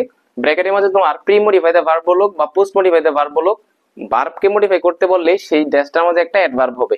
আর কোন অ্যাডভার্বটা হবে এটা বের করার জন্য তোমাকে টেকনিক দিলাম। তোমার যে ভার্বটা থাকবে ওই ভার্বটা তুমি কি করবা? কখন দিয়ে প্রশ্ন করবা, কোথায় দিয়ে প্রশ্ন করবা এবং কিভাবে দ্বারা প্রশ্ন করবা, তাহলে তুমি ওই অ্যাডভার্বটা তুমি পেয়ে যাবা। ঠিক আছে, তো আমরা দেখি যে গাছপালা ছাড়া আমাদের বাস্তুতন্ত্রের যে তোমার কি আছে ভারসাম্যটা আছে, এটা উইল বি লস, এটা হারিয়ে যাবে। কতটুকু হারিয়ে যাবে বলতো? কিভাবে হারিয়ে যাবে? অনেকাংশে কি করবে? হারিয়ে যাবে। আমাদের যে গাছপালা যদি আমাদের না থাকে তাহলে আমাদের বাস্তুতন্ত্রের যে ভারসাম্যটা এটা অনেকাংশে হারিয়ে যাবে। তো অনেকাংশে বা অনেকটা হারিয়ে যাবে এরকম অর্থে আমরা কি ব্যবহার করতে পারি? গ্রেটলি ইউজ করতে পারি। হ্যাঁ, গ্রেটলি। দেখো গ্রেটলি কিন্তু একটা কি অ্যাডভার্ব। হ্যাঁ, অ্যাডজেক্টিভের সাথে অ্যালয় যুক্ত হয়ে কি হয়েছে? অ্যাডভার্ব হয়ে গেছে। সো গাছপালা যদি না থাকে তাহলে বাস্তুতন্ত্রের যে ভারসাম্যটা এটা হারিয়ে যাবে। কতটুকু হারিয়ে যাবে বা কিভাবে হারিয়ে যাবে? গ্রেটলি লস্ট হবে, অনেকটাই কি হয়ে যাবে? অনেকাংশে হারিয়ে যাবে। এরপরে লক্ষ্য করি আমরা ট্রিজ প্রোভাইড আস, গাছপালা আমাদেরকে প্রদান করে with pre modify the noun elements without which we can not live on this earth. একটু লক্ষ্য করো, মনোযোগ দাও এখানে। ট্রিজ প্রোভাইড আস, গাছপালা আমাদেরকে প্রদান করে উইথ এলিমেন্টস, কতগুলা উপাদান আমাদের কি করে প্রদান করে। এখানে ব্র্যাকেটে বলছে প্রি মডিফাই দ্য নাউন। দেখো কখনো যদি দেখো বলে যে প্রি মডিফাই দ্য নাউন, ব্র্যাকেটের মধ্যে কি লেখা থাকে, এই মডিফায়ারটা তুমি 10টার মাঝে তোমার 4-5টায় তুমি পেয়ে যাবা। দেখবা 4-5টা ড্যাশ বা অন্তত 2-3টা ড্যাশের মধ্যে তোমার লেখা থাকবে pre modify the noun. Pre modify the noun বললেই তুমি সেখানে কি ব্যবহার করবে, একটা অ্যাডজেক্টিভ ব্যবহার করবে। প্রি মডিফাই দ্য নাউন বললে তুমি কি ব্যবহার করবা, একটা অ্যাডজেক্টিভ ইউজ করবা। আর ওই অ্যাডজেক্টিভটা কি হবে, ড্যাশের পরে তো একটা নাউন থাকবে, ওই নাউনটাকে তুমি কেমন দ্বারা প্রশ্ন করবা, কি দিয়ে প্রশ্ন করবা, কেমন দিয়ে প্রশ্ন করবা, তাহলে তুমি অ্যাডজেক্টিভটা পেয়ে যাবে। তাহলে আমি তোমাকে ভাই কি বলছি বিষয়টা, এই যে ব্র্যাকেটের মধ্যে প্রি মডিফাই দ্য নাউন বললেই তুমি এখানে কি বসাবা, একটা অ্যাডজেক্টিভ বসাবা। আর কোন অ্যাডজেক্টিভটা বসাবা এটা বের করার জন্য ড্যাশের পরে যে নাউন থাকবে ওই নাউনটাকে তুমি জাস্ট কেমন দ্বারা প্রশ্ন করবা, কি দিয়ে প্রশ্ন করবা, কেমন দ্বারা প্রশ্ন করবা, তাহলে তুমি অ্যাডজেক্টিভটা পেয়ে যাবে। তাহলে দেখো গাছপালা আমাদেরকে প্রদান করে, উপাদান প্রদান করে, কেমন প্রশ্ন করো, কেমন উপাদান, এলিমেন্ট, কেমন উপাদান প্রদান করে আমাদের গাছপালা, গুরুত্বপূর্ণ উপাদান প্রদান করে। তো গুরুত্বপূর্ণ ইংলিশ কি, তুমি এসেনশিয়াল দিতে পারো, তুমি ইম্পর্টেন্ট দিতে পারো, তুমি সিগনিফিকেন্ট দিতে পারো, তুমি চাইলে যে কোনো দিতে পারো, ভাইটাল দিতে পারো। তো আমি এখানে নিলাম, তোমরা তো ইম্পর্টেন্ট ওয়ার্ডটার সাথে সবাই পরিচিত আছে তাই না, তো এখানে ইম্পর্টেন্ট দিও, আমি নিচে লিখি সি নাম্বার কি হবে, ইম্পর্টেন্ট হবে, সি নাম্বার কি হবে, ইম্পর্টেন্ট হবে। এরপর দেখো হুইচ ক্যান নট, এই যে আমাদের গুরুত্বপূর্ণ উপাদান দেয়, এই উপাদানগুলো ছাড়া we can not live on this earth, এই পৃথিবীতে কি করতে পারবো না, বাস করতে পারবো না। গাছপালা হচ্ছে আমাদেরকে কতগুলো গুরুত্বপূর্ণ উপাদান দেয়, যে উপাদানগুলো ছাড়া আমরা কখনোই পৃথিবীতে বসবাস করতে পারবো না, তাই না। আচ্ছা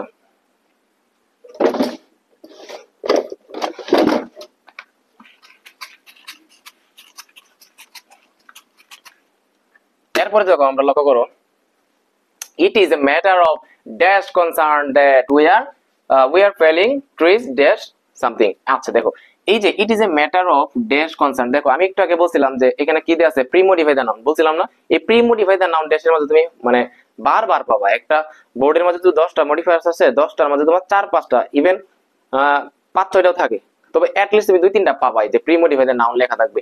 so pre modify the noun লেখা থাকলে আমি কি বলছিলাম একটু আগে, তুমি একটা কি ব্যবহার করবে, একটা অ্যাডজেক্টিভ ব্যবহার করবে, কি ব্যবহার করবা, একটা অ্যাডজেক্টিভ। তো এখানে প্রি মডিফাই দ্য নাউন, এই যে কনসার্ন যে নাউনটা আছে এটাকে মডিফাই করতে বলছে না, মানে কি একটা অ্যাডজেক্টিভ বসাতে হবে। আর কোন অ্যাডজেক্টিভটা বসাবো এটাকে বের করার জন্য আমি ওই নাউনটাকে কেমন দ্বারা প্রশ্ন করবো, কি দিয়ে প্রশ্ন করবো, কেমন দিয়ে প্রশ্ন করবো। তো it is a matter of dash that, এটা কেমন উদ্যোগের বিষয়, এটা বৃহৎ একটা উদ্যোগের বিষয়, এটা বড় একটা উদ্যোগের বিষয়। তাহলে আমি কি দিতে পারি, কেমন উদ্যোগের বিষয়। আমি যদি বলি গ্রেট কনসার্ন, কি বলতে পারি, গ্রেট কনসার্ন। এই যে দেখো কেমন কনসার্ন, গ্রেট কনসার্ন, এই যে দেখো গ্রেট অ্যাডজেক্টিভটা বের হয়ে আসছে এখানে, তাই না। গ্রেট কনসার্ন দ্যাট, এটা বিরাট একটা উদ্বেগের বিষয় যে উই আর ফেলিং ট্রিজ, আমরা গাছপালাগুলোকে কি করছি, কেটে ফেলছি। ফেল মানে তো তোমার কি কাটা, হ্যাঁ। উই আর ফেলিং ট্রিজ, আমরা গাছপালাগুলোকে, যেগুলো আমাদের জন্য সম্পদ, যারা আমাদেরকে সাহায্য করে গাছপালাগুলো, এই গাছপালাগুলো আমরা কেটে ফেলছি। Dash post modify the verb, ওই ড্যাশের মধ্যে তোমার কি বলছে, পোস্ট মডিফাই দ্য ভার্ব। একটু আগে আমি তোমাকে বলছিলাম যে প্রি মডিফাই দ্য ভার্ব বলো কিংবা পোস্ট মডিফাই দ্য ভার্ব বলো, যেটাই বলো, ভার্বকে মডিফাই করতে বললে তুমি জাস্ট ওই ড্যাশটার মধ্যে একটা এড ভার্ব বসায় দিবা। কি বললাম তোমাকে, প্রি মডিফাই দ্য ভার্ব বলো কিংবা পোস্ট মডিফাই দ্য ভার্ব বলো। ভার্বকে মডিফাই করতে বললে, ভার্বকে মডিফাই করতে বললে আমরা জানি ভার্বকে মডিফাই করার মতো একটা পার্টস স্পিসি আছে, সেটা কি অ্যাডভার্ব। কে মডিফাই করে, ভার্বকে অ্যাডভার্বে মডিফাই করে।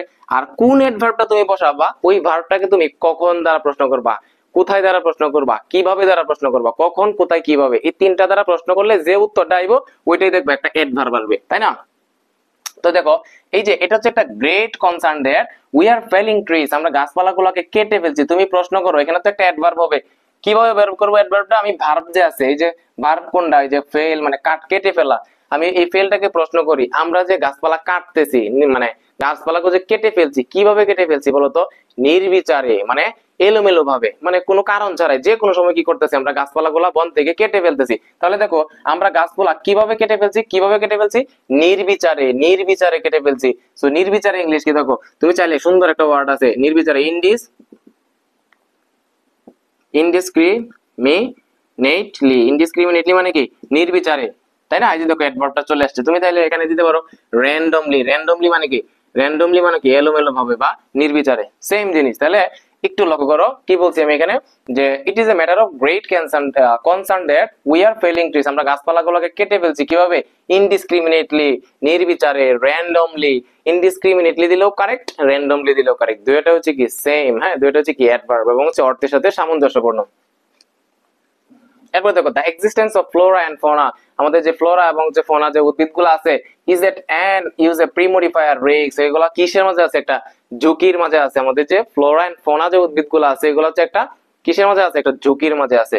সো এখন দেখো আমি ব্র্যাকেটের মধ্যে কি দিয়ে আছেন, ইউজ এ প্রি মডিফায়ার। দেখো রিস্ক মানে কি ঝুঁকি, এটা কি একটা নাউন না? এটা কি একটা নাউন? এখন তোমাকে বলছি ইউজ এ প্রি মডিফায়ার, কোন মডিফায়ারটা বসানোর জন্য বলছি? এখানে কিন্তু তোমার কেউ স্পেসিফিক উল্লেখ করে দেয়া নাই, এখানে প্রি মডিফায়ার নাউন কিন্তু বলে দেওয়া নাই, বা use N adjective two pre modify এরকম কিন্তু স্পেসিফিক কি নাই, এখানে দেয়া নাই। কিন্তু তুমি তো জানো, কি জানো তুমি? তুমি জানো যেহেতু রিস্ক মানে হচ্ছে নাউন, নাউনের আগে তোমাকে বলছে একটা মডিফায়ার ইউজ করার জন্য। তার মানে আমরা জানি নাউনকে মডিফাই করে কে? একটা অ্যাডজেক্টিভে। নাউনকে কে মডিফাই করে? অ্যাডজেক্টিভে মডিফাই করে। তাহলে আমি এখানে এই ড্যাশটার মধ্যে কি বসাবো বলতো? এখানে একটা অ্যাডজেক্টিভ বসাবো। আমরা জানি অ্যাডজেক্টিভটা কিভাবে ব্যবহার করি, কিভাবে বের করি, নাউনটাকে আমরা কেমন দিয়ে প্রশ্ন করলে আমরা অ্যাডজেক্টিভটা বের করতে পারি। তাহলে দেখো যে এই যে ফ্লোরা এবং ফোনা গুলা এগুলা একটা ঝুঁকির মাঝে আছে। কেমন ঝুঁকির মাঝে আছে? একটা অনিবার্য ঝুঁকির মাঝে আছে, যেটা মানে ঝুঁকি হবে, মানে এটা তাদের সমস্যা হবে। অনিবার্য ঝুঁকি, অনিবার্য ইংলিশ কি? অনিবার্য ইংলিশ কি হইতে পারে? অনিবার্য ইংলিশ হচ্ছে ইনএভিটেবল। হ্যাঁ, এখানে লিখলে বুঝবো না, এই যে ইনএভিটেবল, ইনএভিটেবল, ঠিক আছে? ইনএভিটেবল মানে কি? অনিবার্য। তুমি চাইলে আনএভিটেবল দিতে পারো, যেটাই দাও। হ্যাঁ, এরপর দেখো পোলার আইস ক্যাপস আর মেল্টিং, এই যে মেরু অঞ্চলের, এই যে মেরু অঞ্চলে তোমার যে বরফ গুলা আছে আর মেল্টিং, মেল্ট মানে হচ্ছে গলে যাওয়া, মেরু অঞ্চলের যে বরফ গুলা আছে এগুলা গলে যাচ্ছে। And use a noun adjective, and use a noun adjective, level is rising বলতেছে এই যে আমাদের মেরু অঞ্চলগুলো আছে, ওই মেরু অঞ্চলের যে বরফগুলো আস্তে আস্তে কি করতেছে? গলে যাচ্ছে, এবং হচ্ছে একটা স্তর কি করতেছে? যে লেভেলগুলা, লেভেলগুলা কি করতেছে? বৃদ্ধি পাচ্ছে বা মানে বেড়ে যাচ্ছে। যেটা তোমাকে এখানে বলছে ইউজ এ নাউন অ্যাডজেক্টিভ ব্যবহার করতে বলছে। নাউন অ্যাডজেক্টিভ মনে রাখবো ভাইয়া, use a noun adjective. Noun adjective মানে হচ্ছে তুমি একটা অ্যাডজেক্টিভ ব্যবহার করবে না। নাউন অ্যাডজেক্টিভ মানে কি? অ্যাডজেক্টিভ দেখে তুমি এখানে একটা মানে ডাইরেক্ট অ্যাডজেক্টিভ ইউজ করবে না। নাউন অ্যাডজেক্টিভ মানে হচ্ছে তুমি একটা নাউন বসাবা, যেইখানে যেই ব্র্যাকেটের মধ্যে তোমার একটা নাউন অ্যাডজেক্টিভ ব্যবহার করতে বলবো। নাউন অ্যাডজেক্টিভ মানে তুমি মনে রাখো, নাউন অ্যাডজেক্টিভ বললে তুমি কি বসাবা? একটা নাউন বসাবা। কি বসাবা? নাউন বসাবা। আমি আবারও বলতাছি, ব্র্যাকেটের মাঝে ইউজ এ নাউন অ্যাডজেক্টিভ বললে তুমি ডাইরেক্ট অ্যাডজেক্টিভ ইউজ করবে না, জাস্ট একটা নাউন বসাবা। কি বসাবা? একটা নাউন বসাবা। তো দেখো এখানে and dash level is rising, এই যে বরফ যখন গলে যাচ্ছে তখন কিসের স্তর বৃদ্ধি পাইতেছে বলতো? সমুদ্রের স্তর বৃদ্ধি পাইতেছে। যখন মানে বরফ গুলো আস্তে আস্তে গলে যাচ্ছে এবং সমুদ্রে এসে পড়তেছে, বরফ গলে যাওয়া পানিগুলো সমুদ্রে পড়তেছে, তখন সমুদ্রের যে পানির যে একটা লেয়ার থাকে, যে স্তরটা থাকে, তখন সেটা কি করতে থাকে? আস্তে আস্তে বৃদ্ধি পেতে থাকে, আস্তে আস্তে বৃদ্ধি পেতে থাকে। তাহলে আমাকে বলো কিসের লেভেল বৃদ্ধি পাচ্ছে? সমুদ্রের লেভেল মানে বৃদ্ধি পাচ্ছে। তো সমুদ্র ইংলিশ কি বলো? সমুদ্র ইংলিশ হচ্ছে কি? সি। এই যে দেখো সি কিন্তু একটা কি? সি কি একটা নাউন? তোমাকে নাউন অ্যাডজেক্টিভ ব্যবহার করতে বলছে, তুমি একটা নাউন ব্যবহার করছো। কিসের লেভেল বৃদ্ধি পাচ্ছে? সমুদ্রের লেভেল বৃদ্ধি পাচ্ছে। সমুদ্র ইংলিশ কি? সি, ঠিক আছে? তো দেখো and sea level is rising, use a present participle phrase we can avoid such a catastrophe, এই পর্যন্ত। হ্যাঁ, use a present participle phrase we can avoid such a catastrophe, we can avoid আমরা এড়িয়ে চলতে পারি such a catastrophe, এই যে একটা দুর্যোগ, সমুদ্রের মধ্যে পানি কি করতেছে? আস্তে আস্তে বেড়ে যাচ্ছে। আর সমুদ্রের মধ্যে পানি বেড়ে গেলে কি তোমার কি আশেপাশে এলাকাগুলোর মাঝে কি বন্যার সৃষ্টি হবে না? এটা কি একটা দুর্যোগ হয়ে যাবে না? এই যে দুর্যোগটা হবে, এটা থেকে আমরা মানে বাঁচতে পারি, এটাকে আমরা এড়িয়ে চলতে পারি। কিভাবে এড়িয়ে চলতে পারি? যদি আমরা কি করি? সঠিক পদক্ষেপ নিই, বা সঠিক পদক্ষেপ নেওয়ার মাধ্যমে আমরা এই যে দুর্যোগটাকে, এটাকে আমরা এড়িয়ে চলতে পারি, অ্যাভয়েড করতে পারি, এটা থেকে আমরা বাঁচতে পারি। দেখো মেইন যে বিষয়টা এখানে কি ফোকাস করতে হবে, use a present participle phrase. তোমাকে আগে বুঝতে হবে কি ব্যবহার করতে হবে এখানে? Present participle. বলো তো ভাই প্রেজেন্ট পার্টিসিপল কি? প্রেজেন্ট পার্টিসিপল হচ্ছে তুমি একটা ভার্ব নিবা, ওই ভার্বের সাথে কি করবা? আইএনজি করবা। প্রেজেন্ট পার্টিসিপল মানে কি? Verb plus ING. Present participle মানে কি? Verb plus ING. ওই ভার্ব প্লাস আইএনজি নিবা। আর যেহেতু এখানে ফ্রেজ বলছে, বলো তো ফ্রেজ কি একটা ওয়ার্ডে ফ্রেজ হয় না? ন্যূনতম দুইটা ওয়ার্ড লাগে। ন্যূনতম কয়টা ওয়ার্ড লাগে? দুইটা ওয়ার্ড লাগে। তাহলে তোমার শুধু যদি প্রেজেন্ট পার্টিসিপল বলতো, আমি জাস্ট ভার্ব প্লাস আইএনজি দিতাম। এখানে প্রেজেন্ট পার্টিসিপল ফ্রেজ বলছে মানে কি? প্রেজেন্ট পার্টিসিপল ফ্রেজ মানে কি? ভার্ব প্লাস আইএনজি সাথে সাম ওয়ার্ডস, কিছু শব্দ, তুমি ভার্ব প্লাস আইএনজি দিবা, সাথে কিছু যুক্ত করে দিবা শব্দ, তখন সেটা কি হয়ে যাবে? প্রেজেন্ট পার্টিসিপল ফ্রেজ হয়ে যাবে। আমাকে বলো এই যে আমরা আমাদের যে এই যে কর্মকাণ্ডের ফলে আমাদের সমুদ্রের পানিটা আস্তে আস্তে বেড়ে যাচ্ছে, একটা দুর্যোগে পরিণত হচ্ছে, এই যে দুর্যোগ থেকে আমরা বাঁচতে পারি, কিভাবে বাঁচতে পারি বলতো? আমরা একটা পদক্ষেপ নেওয়ার মাধ্যমে, সঠিক পদক্ষেপ নেওয়ার মাধ্যমে। তাহলে আমাকে বলো নেওয়া ইংলিশ কি বলতো? নেওয়া ইংলিশ কি? টেক। নেওয়া ইংলিশ কি? টেক। তাহলে কি হবে? টেকিং। যেহেতু verb present participle, verb plus ING করতে হবে। টেকিং কি কিসের পদক্ষেপ বলতো? টেকিং প্রপার, হ্যাঁ, টেকিং প্রপার স্টেপস দিতে পারো। হ্যাঁ, প্রপার স্টেপস বা ইনিশিয়েটিভ যেটাই দেও, টেকিং প্রপার স্টেপস সঠিক পদক্ষেপ নেওয়ার মাধ্যমে। দেখো তো প্রেজেন্ট পার্টিসিপল ফ্রেজ হয়েছে কিনা, এই যে টেকিং মানে কি, টেকিং মানে কি ভার্ব প্লাস আইএনজি একটা প্রেজেন্ট পার্টিসিপল, আর সাথে কয়েকটা শব্দ আছে, তো কয়েকটা শব্দ প্লাস ভার্ব প্লাস আইএনজি একসাথে হয়ে কি হয়ে গেছে, প্রেজেন্ট পার্টিসিপল ফ্রেজ হয়ে গেছে। তো টেকিং প্রপার স্টেপ সঠিক পদক্ষেপ নিয়ে we can avoid such a catastrophe, আমরা এই ধরনের একটা ক্যাটাস্ট্রফিকে, বিপর্যয়কে, দুর্যোগকে আমরা এড়াইতে পারি, তাই না? If we want to keep our use a noun adjective art safe and sound, we have to plant trees and protect our forest. যদি আমরা আমাদের যে এই যে আমাদের ভালোবাসার যে পৃথিবী, এই যে প্রিয় একটা পৃথিবী, হ্যাঁ, এটাকে যদি আমরা কি করতে পারি, সেফ এবং সাউন্ড রাখতে চাই, যদি আমরা এই পৃথিবীটাকে আমরা নিরাপদ এবং সুস্থ রাখতে চাই, we have to plant, আমাদেরকে রোপণ করতে হবে, trees and, আমাদের গাছপালা রোপণ করতে হবে, and protect our forest, এবং আমরা কি করতে পারবো, আমাদের বনগুলোকে কি করতে পারবো, রক্ষা করতে পারবো, তাই না? সো দেখো এখানে আমি কি করতে পারি, যে if we want to keep, আমরা যদি রাখতে চাই আওয়ার নাউন অ্যাডজেক্টিভ আর, দেখো নাউন অ্যাডজেক্টিভ একটু আগেই তো শিখাইছিলাম, নাউন অ্যাডজেক্টিভ মানে কি, একটা নাউন বসাবা, কি বসাবা, একটা নাউন বসাবা, কি বসাবা, নাউন বসাবা। তাহলে দেখো এই যে আর্থ আছে, আর্থ, এই যে পৃথিবীটা আমাদের কিসের পৃথিবী বলতো, পৃথিবীটা কি আমাদের কাছে প্রিয় না, আমাদের কাছে ভালোবাসার পৃথিবী না? সো তুমি এখানে কি দিতে পারো, লাভিং দিতে পারো, কি দিতে পারো, লাভিং দিতে পারো, হ্যাঁ, কি দিতে পারো, লাভিং দিতে পারো। তুমি বলবো ভাই লাভিং এটা আবার, আপনি তো বলছেন নাউন বসানোর জন্য, তো এখানে লাভিং ভার্ব প্লাস ভার্ব দিয়ে দিয়েছেন, তাহলে কিভাবে হবে বলতো, লাভিং কেমনে হইলো? লাভিং হচ্ছে আমরা জানি কোন একটা ভার্বের সাথে আইএনজি করলে সেটা কি জিরান্ড হয়ে যায়, হ্যাঁ, কি হয়ে যায়, জিরান্ড হয়ে যায়, মানে নাউনের মতো সেটা কাজ করে। তো এখানে লাভিংটা কি কাজ, কি হিসেবে কাজ করতেছে, নাউন হিসেবে কাজ করতেছে, ঠিক আছে? সো লাভিং আর্ট কি বলতেছে, if we want to keep our loving art, আমরা যদি এই ভালোবাসার পৃথিবীটাকে সেফ এন্ড সাউন্ড রাখতে চাই, we have to plant more trees, আমাদের কি করতে হবে, অনেক, we have to plant more trees, আমাদেরকে অধিক গাছপালা কি করতে হবে, রোপণ করতে হবে, তাই না? সো এই ছিল তোমার হচ্ছে কি মডিফায়ার্স এর ক্লাস, ঠিক আছে? তোমরা এইচএসসি 25 যারা আছো তারা বলতেছিলা যে ভাইয়া মডিফায়ার্স এর ক্লাস নেন, কানেক্টরস এর ক্লাস নেন, আসলে আমি ওইভাবে সময় পাচ্ছিলাম না আর কি। সো আজকে একটা সময় বের করে একটা ক্লাস নিলাম ইনশাআল্লাহ। সো তোমার দেখো মডিফায়ার যদি তুমি আসে, তুমি জাস্ট কয়েকটা জিনিস মনে রাখো, এইগুলোর ভিতরতে আসবে প্রি মডিফাই দ্য নাউন, এটা তোমার কমন থাকে, ইন্টেন্সিফায়ার থাকে, হ্যাঁ, তারপর তোমাকে পোস্ট মডিফাই দ্য ভার্ব বা প্রি মডিফাই দ্য ভার্ব থাকে, ডিটারমিনার থাকে, কোয়ান্টিফায়ার থাকে, ইনফিনিটিভ থাকে, প্রেজেন্ট পার্টিসিপল, এইগুলোর ভিতর থেকে তোমার কি আসে, ঘুরে ফিরে আসে। তোমার অধিকাংশ শিক্ষার্থীর কাছে ভয় এবং আতঙ্কের একটা টপিক হচ্ছে কানেক্টর। সো তুমি এসএসসি কিংবা এইচএসসি যেই ক্লাসের স্টুডেন্ট হও না কেন, আজকের এই ক্লাস দেখার পরে তুমি কানেক্টরস এর উপর বস হয়ে যাবে। কি বললাম, আজকের এই কানেক্টরস এর ক্লাসটা করার পরে তুমি কানেক্টরস এর উপর বস হয়ে যাবে। তুমি এসএসসি স্টুডেন্ট হও কিংবা এইচএসসি যে ক্লাসের স্টুডেন্ট হও না কেন, জাস্ট তোমার একটা কাজ করতে হবে, তুমি জাস্ট পুরো ক্লাসটা মনোযোগ দিয়ে করবা। দেখো কানেক্টরস এর মধ্যে যতগুলো কানেক্টরস আসে পরীক্ষায়, এই সবগুলো কানেক্টরস আমি এখানে দিয়ে রাখছি, আমি তোমাদেরকে প্রত্যেকটা ভেঙে ভেঙে বুঝাই দিব, ঠিক আছে? তুমি জাস্ট এই কানেক্টরস গুলো মাথায় রাখবা, তাহলে তুমি খুব সহজেই অ্যান্সার করতে পারবা। সো কথা না বাড়িয়ে চলো শুরু করা যাক। দেখো সমজাতীয় কোনো কিছুকে সংযোজন করতে, কি বললাম, সমজাতীয় কোনো বিষয়কে সংযোজন করতে আমরা এন্ড ব্যবহার করব। কি ব্যবহার করব, এন্ড ব্যবহার করব। সমজাতীয় জিনিস কি, দুইটা সমজাতীয় ফ্রেজ হইতে পারে, দুইটা সমজাতীয় ক্লজ হইতে পারে, বা দুইটা নাউনকে সে অ্যাড করতে পারে, দুইটা অ্যাডজেক্টিভ অ্যাড করতে পারে, কিংবা দুইটা কি করতে পারে, দুইটা অ্যাডভার্বকে অ্যাড করতে পারে। অর্থাৎ কোথাও সমজাতীয় কোনো কিছু পেলেই তুমি কি করবা, এন্ড দ্বারা কানেক্ট করে দেবা, কি দেবা, এন্ড দিয়ে সংযোজন করে দেবা।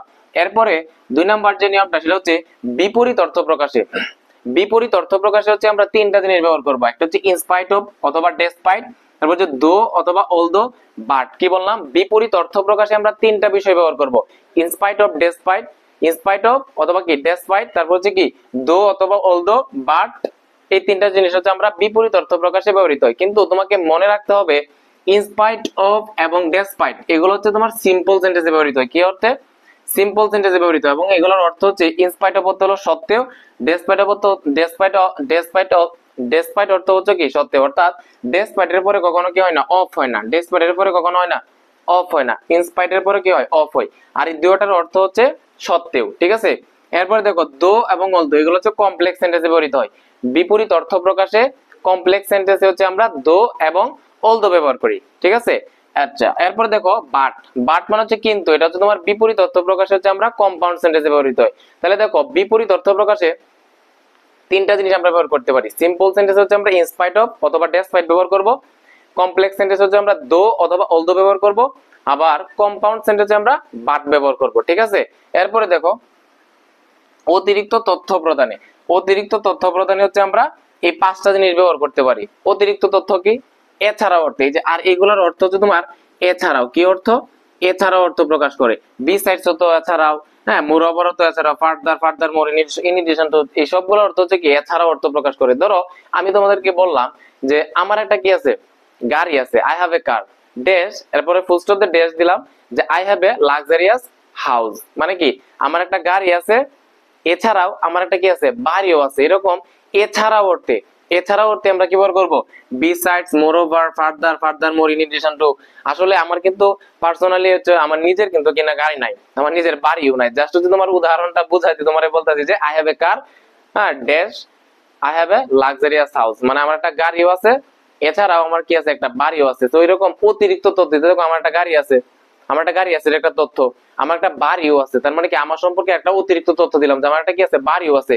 তো এরকম এছাড়া অর্থে, এছাড়া অর্থে তুমি কি ব্যবহার করবা, বিসাইডস ব্যবহার করবা, তুমি মোরওভার ব্যবহার করবা, তুমি furthermore, in addition to, তুমি যাই মন চাই তুমি সেটা ব্যবহার করতে পারো। অর্থাৎ এছাড়া অর্থে কোথাও যদি দেখো যে দেশের মধ্যে কি অর্থ প্রকাশ করতেছে, এছাড়া অর্থ প্রকাশ করতেছে, এছাড়া অর্থ প্রকাশ করলে তুমি বিসাইডস দিলেও কারেক্ট, তুমি মোরওভার দিলেও কারেক্ট, তুমি ফার্দার দিলেও কারেক্ট, তুমি ফার্দার মোর দিলেও কারেক্ট, তুমি ইন এডিশন টু দিলেও কারেক্ট। তুমি এই পাঁচটাতে যে কোনো একটা তুমি দিলেই হয়ে যাবে। আবার কোথাও যদি দেখো যে দেখো দুই তিন জায়গায় তোমার কি করতেছে, অতিরিক্ত তথ্য দিচ্ছে, অর্থাৎ এছাড়া অর্থ প্রকাশ করতেছে, তাহলে তুমি প্রথমবার একটার মধ্যে তুমি বিসাইড দেও, দ্বিতীয়বার আবার আরেকটার মধ্যে বিসাইডস না দিয়ে তুমি সেখানে মোরওভার দেও, তিন নাম্বার আবার এছাড়া অর্থ প্রকাশ করতে সেখানে মোরওভার না দিয়ে তুমি ফার্দার দেও, কোনো সমস্যা নাই। ঠিক আছে, তুমি যে জানো এই বিষয়টা, তুমি টিচারে জানাইলা যে এছাড়া অর্থে বিসাইডস হয়, মোরওভার হয়, আবার কি হয়, ইন এডিশন টু হয়, ফার্দার মোর, এগুলো সবগুলো হচ্ছে এছাড়া অর্থ প্রকাশ করে, অর্থাৎ অতিরিক্ত তথ্য দিই।